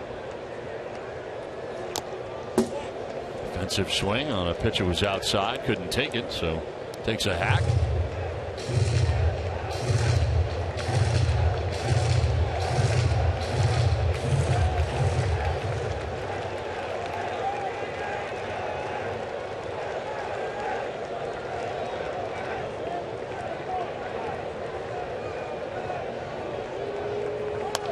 Fouled off to the right, out of play.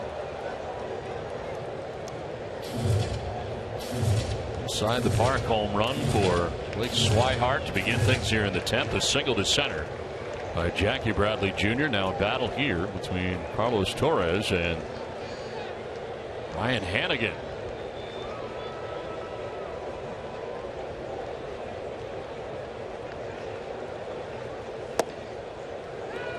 Full count now. So they sent Bradley at first base on the 3-2 count.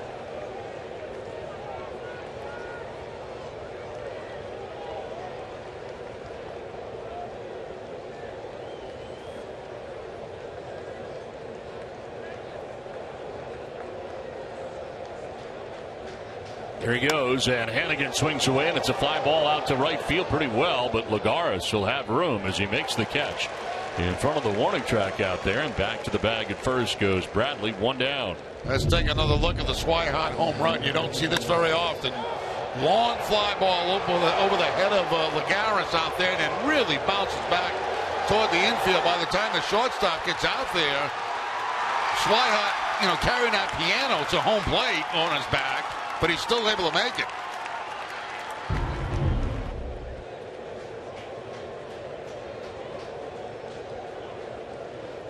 One out now with Bradley at first base, and it's back to the top of the order for Mookie Betts. And Betts sends it in the air to left field. Cespedes going back towards the track at the wall. It's off the wall. Bradley headed for third. He will get there on the double off the wall by Mookie Betts. It's second and third now with 1 out.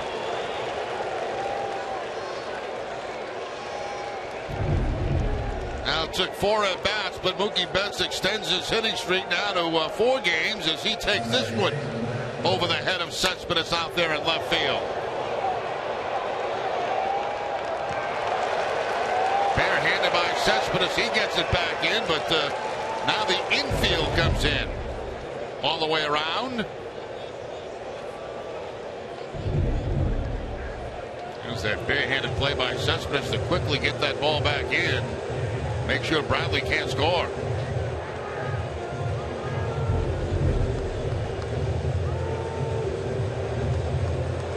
And Worth and the pitching coach out there talking here to Torres, who's been roughed up here in the 10th inning. Red Sox have second and third with one out. And it'll be Rutledge coming up.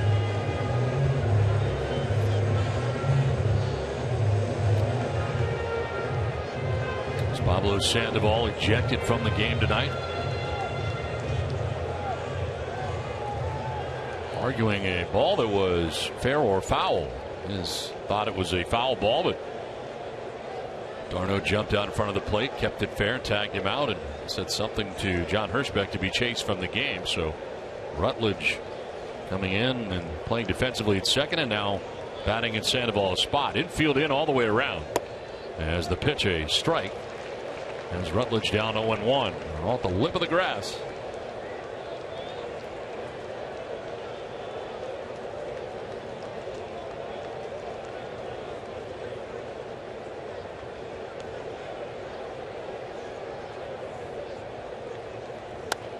Rutledge sprays it foul off to the right. Finds himself down 0-2. The question here is, would you play contact now with the infield in and Bradley at third base on a ground ball to the infield? I would.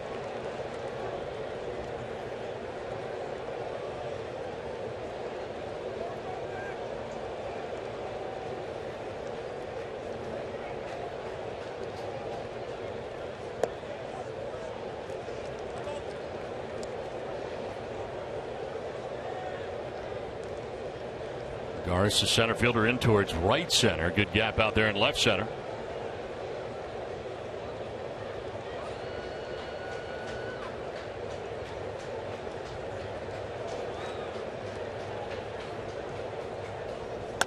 And a line drive to right field. Granderson is there to make the catch. Here comes Jackie Bradley Jr. Here comes a throw. It's up the line and the run is in. Red Sox take a 2-run lead on top 5-3. So they do indeed get the insurance run they were looking for on the play. Tagging up, moving to third was Betts. I'll tell you what, too, they were lucky to get that because Jackie Bradley Jr. had started down the line. Watch him come down the line on contact, and then he's got to scamper back to tag up. And Granderson's really not all that deep at that point, but the throw's going to be up the line, and Bradley is able to come in safe. You see how he took about 4 steps in? Now he's going to get back to the bag.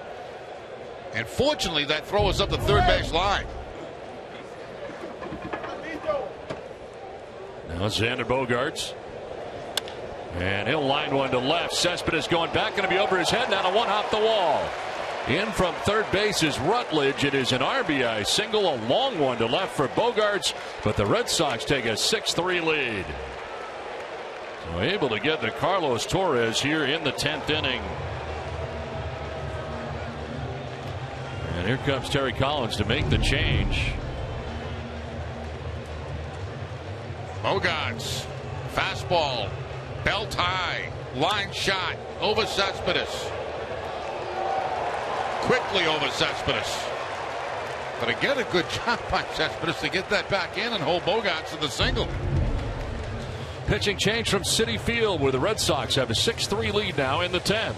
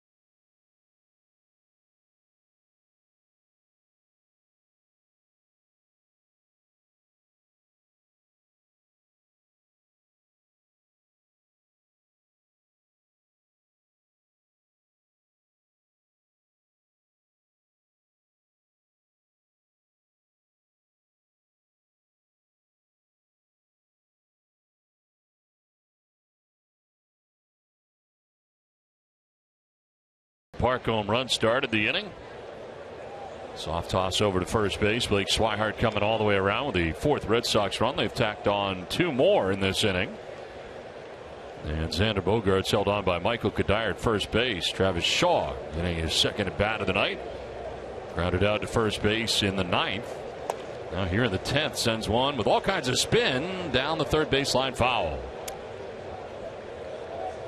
Rico Flaherty into the game now for the Mets. Becomes the 6th arm used tonight by New York. 10th appearance without a record. 15.88 earned run average. 3 strikeouts, a walk, and opponent's hitting at .433 against him.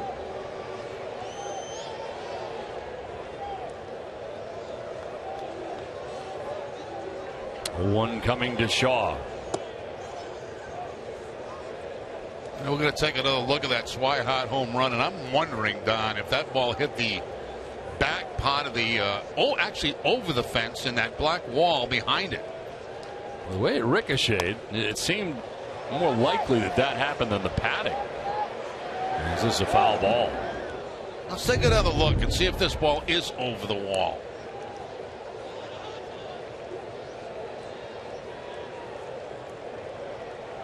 It's tough to tell. Yep. But the way it bounced back, it's almost like it did hit something back there. Very difficult to tell, but I'll leave it as an inside the park home run because it's more exciting. It is more exciting. It's a home run either way, but from that last look, it looked like it was a more conventional home run. Exactly. That would have been a tough replay to call. But you can, that's a good look right there. Like maybe it did reach over that fence and hit the black part of the wall that's behind. Bogaerts goes, swinging is Shaw, hits a fly ball to center field. Lagares will make the catch that sends us to the bottom of the 10th inning. Well, as it stands, an inside the park home run and a big inning for the Red Sox. They've got a 6-3 lead.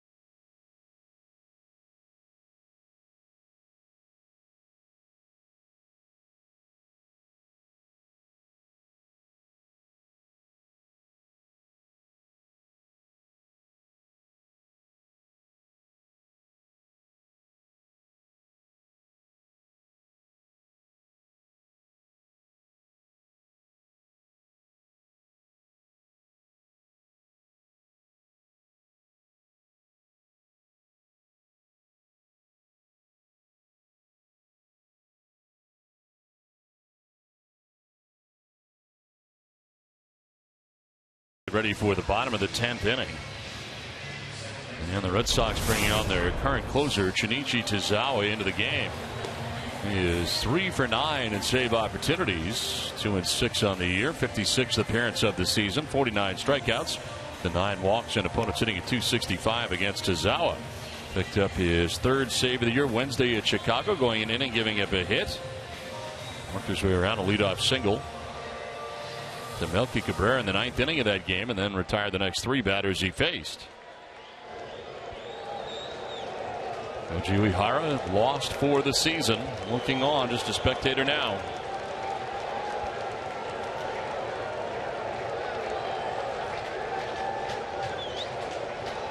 Wilmer Flores leading it off here in the bottom of the 10th inning.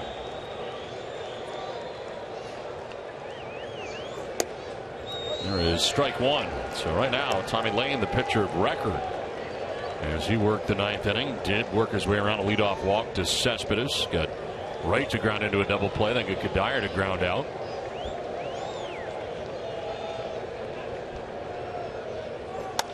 Inside out, swinging a fair ball down the right field line.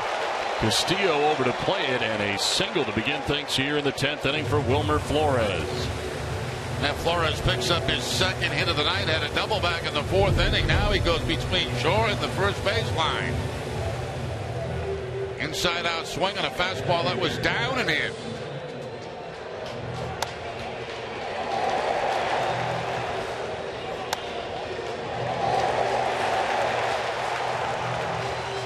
Getting over there quickly was Castillo to hold to the single. Travis d'Arnaud now the batter. He has walked, single, popped out to short, and walked again.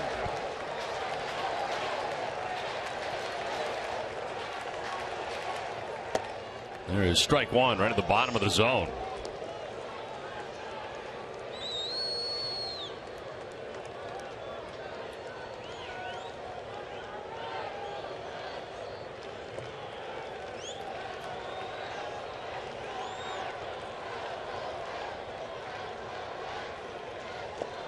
Breaking ball in the dirt.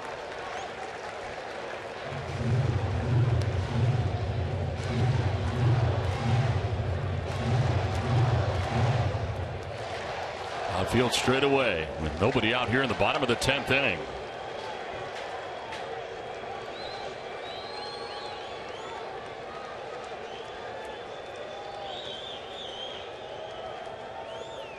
On the ground, back to Tazawa.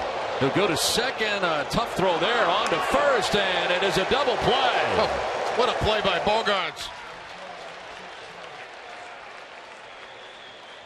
Tazawa made a poor throw to second base, and Bogaerts was athletically able to adjust to it. You see it's going to be behind him, and then he still gets the bag and gets rid of it quickly to get the double play. What a play that was. Kind of a stumble and a double pump there for Tazawa. Looked like that was going to end up in center field, but instead, because of the great play by Bogaerts, they turn the double play, and now something may be wrong with Tazawa. Brad Pearson, actually it's going to be Masai Takahashi who comes out here to check on him.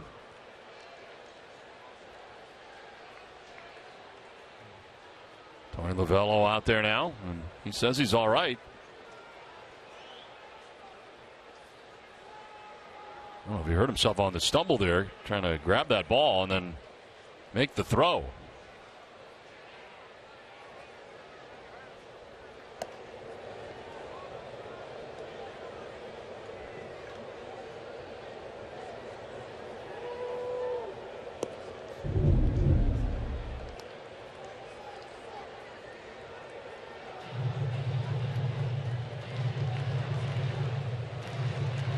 A stretch right there by Tazawa, and I think that's what got the attention of the Red Sox dugout to come out and check him out.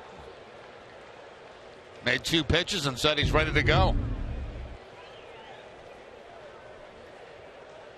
2 down in the inning for Ruben Tejada. Single to right, walk, single to center, fly to right.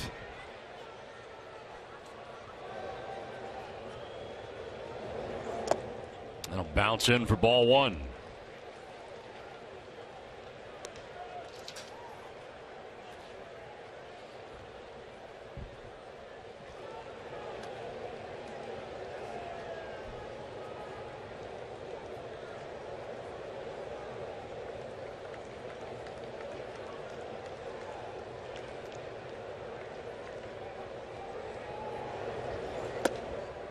Two and 0.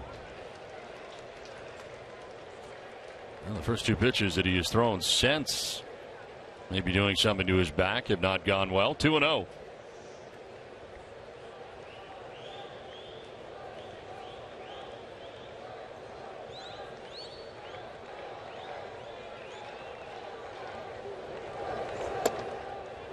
Three and 0.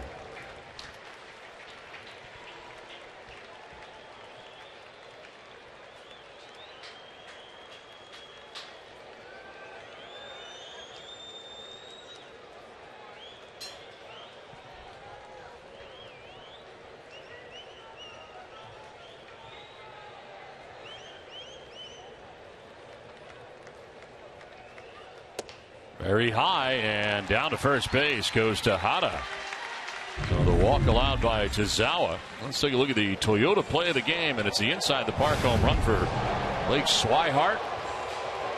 They put the Red Sox on top 4-3 in the top half of the 10th inning. They go on to get two more, but one of the more exciting plays in the game of baseball right there. The inside the park home run.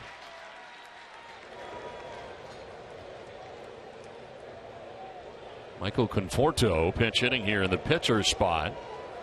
With two outs, a runner at first base here in the 10th.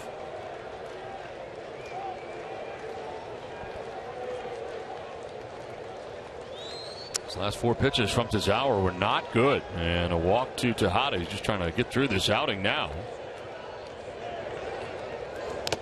And this one fouled off of Swihart. That one staggered him.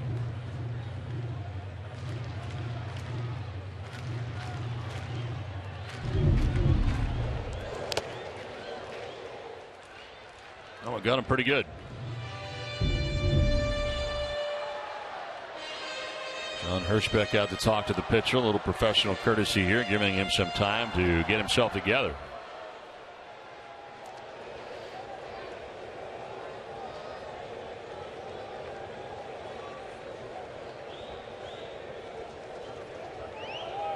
Two outs, Tejada at first base, not being held on there.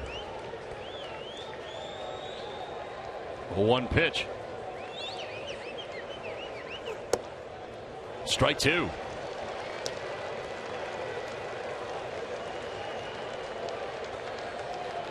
.273, 3 homers, 13 runs batted in for Conforto, who pinch hits here with two down in the 10th.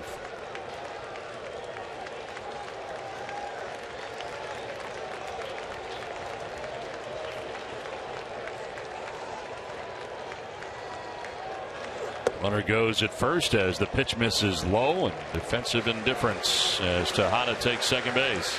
So far, every pitch that Tazawa has thrown in this inning has been a fastball. We have not seen the splitter. We have not seen the curveball.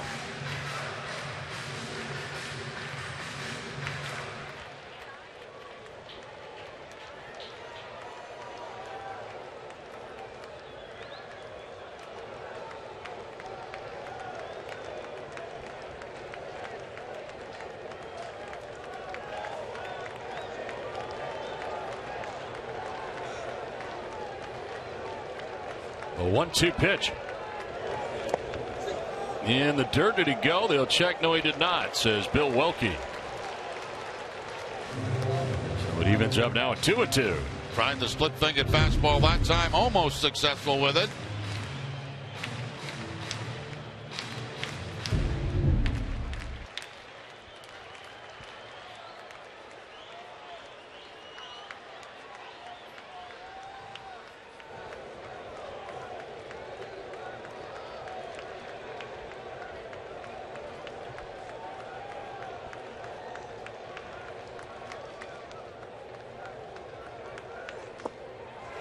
Full count now.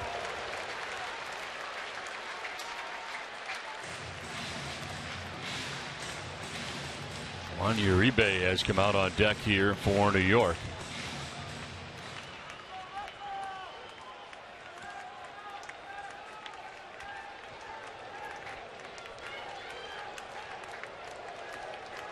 Three balls, two strikes, two down here in the 10th inning. Runner at second base.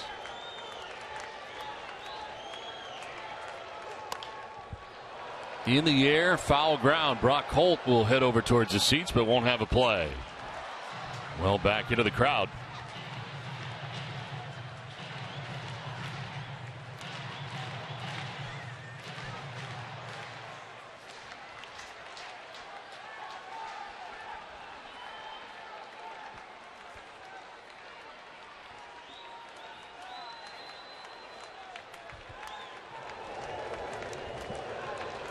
So we'll do it again here. 3-2 with 2 outs in the 10th inning.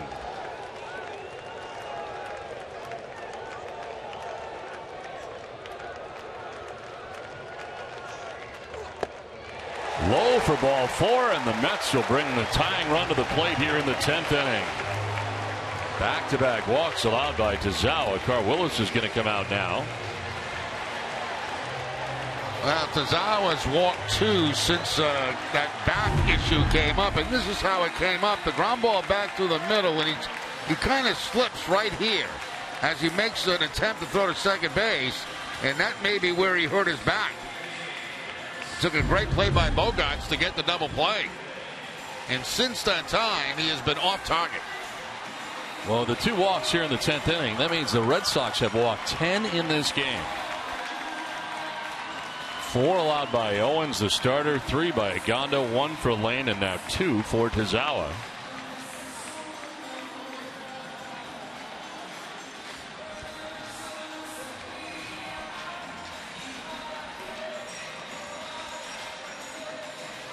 And it'll be Uribe coming up here now for the Mets.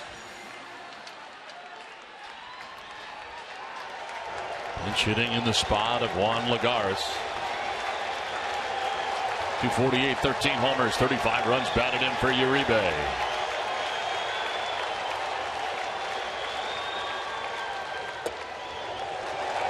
Ball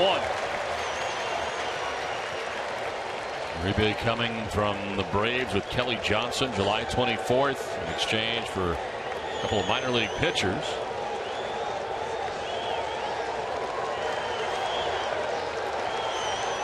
Veteran waiting on a 1-0 pitch.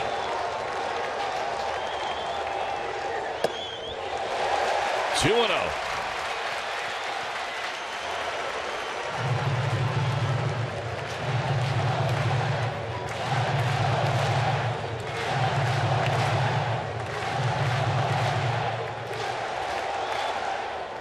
Nobody up in the pen behind Tazawa. 2 outs in the 10th inning.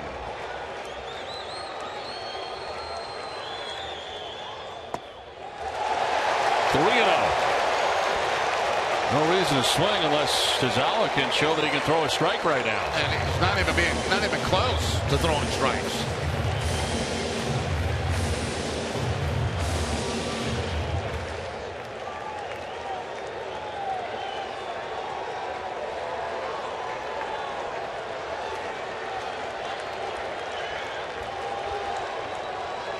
It's 20th pitch of the inning. And that is a strike. So it's 3-1 now.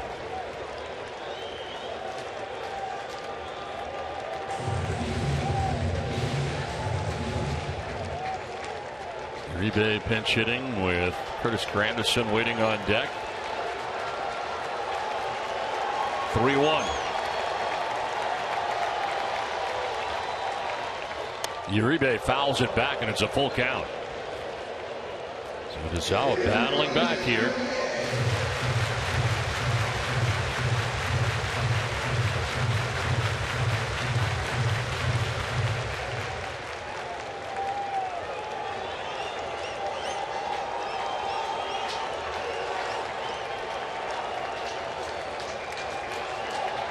Three balls, 2 strikes, 2 outs.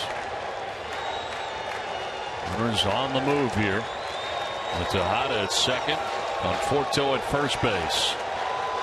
Payoff pitch. Ball 4, and the bases are loaded. 3 walks in a row, and the 11th walk of the night given up by Red Sox pitching. And you bring a guy to the plate that's got 22 home runs on the season in Granderson.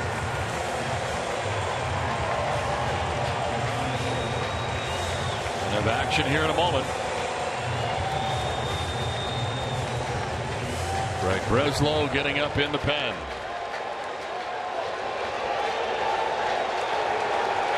Just starting to warm as Granderson stands in.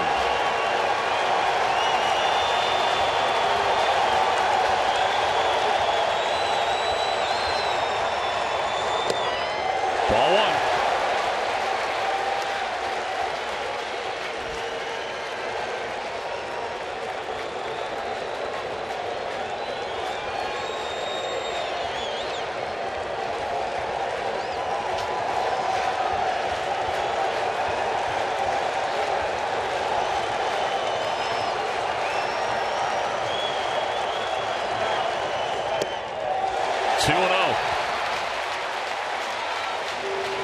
This is really unbelievable. You got to think that something is wrong with Tazawa. Well, something's wrong, whether it be physically or mentally, because, I mean, to walk 3 guys in a row with a 3-run lead and fall behind 2 balls and no strikes to a home run hitter, that's a recipe for disaster.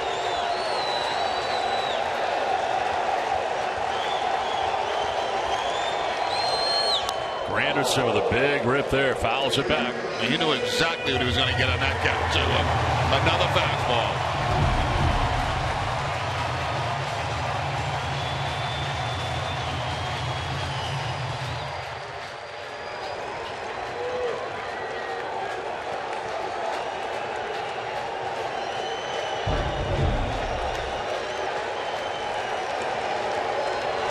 Two-one pitch.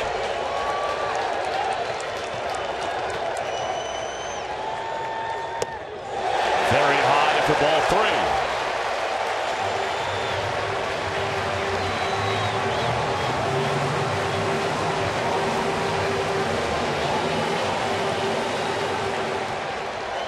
Laszlo continuing to warm in the pen as Tazawa continues to struggle on the mound.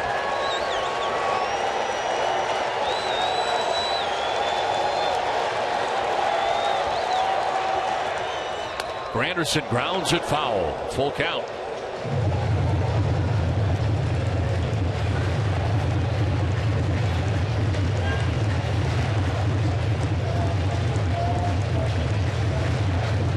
And potential tying run at first base. You can see that Travis Shaw right on that first base line does not want a ball down the line where 3 runs can score.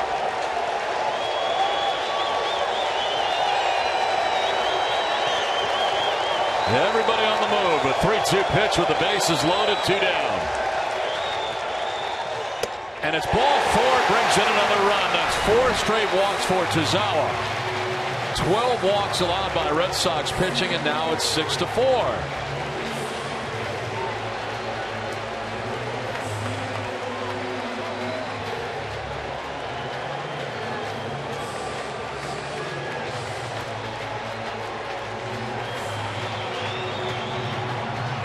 Gonna let him face Cespedes. Looks like as Cespedes makes his way up there.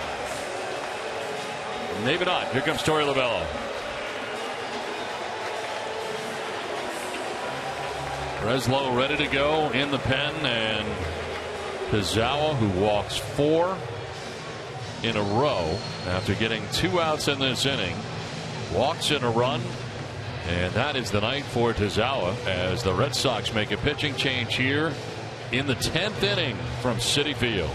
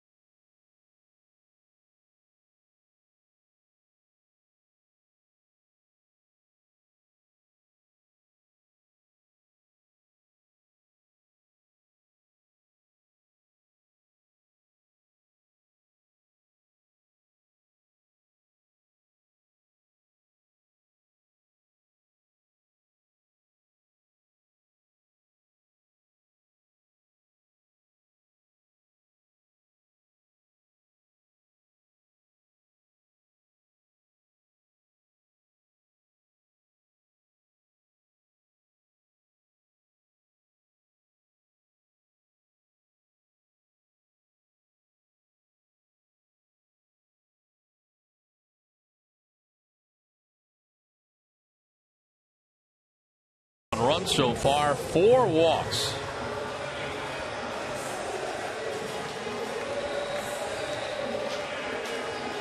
Twelve walks on the night allowed by Red Sox pitching. Craig Breslow into his 39th game of the year, 0-3 with a 4.28 ERA.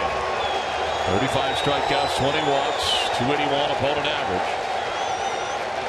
Yoenis Cespedes with the bases filled with Mets. We'll take strike one. Change up to start off to Cespedes.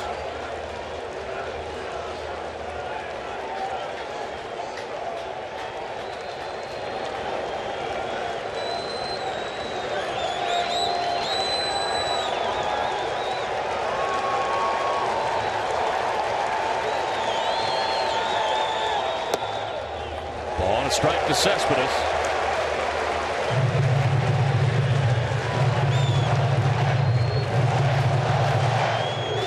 I saw Breslow at home against Kansas City last Saturday.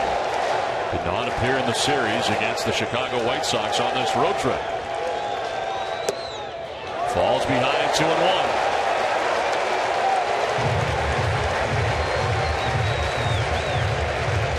Tough to watch right now for Red Sox fans. A 3-run top of the 10th. The lead's been cut to 2. Tying run in scoring position. And a foul makes it 2-2. And Breslow coming after him with the fastball there at 90 miles an hour at the bottom of the zone.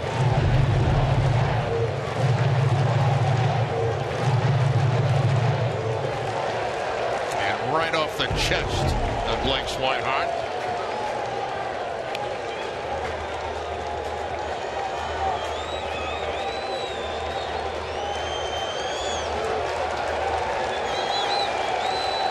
Two pitch. Fly ball center field. Betts going back. Backpedaling. He'll have room as he makes the catch and the Red Sox win. Well, the Red Sox end up with the victory as some noise in the bottom of the 10th inning, mostly created by the Red Sox and all the walks. But the Mets do get a run in the inning, and the final is 6-4 as the Red Sox hold on to win in 10 innings as Craig Breslow ends up getting the save. We now send it to Adam Pellerin.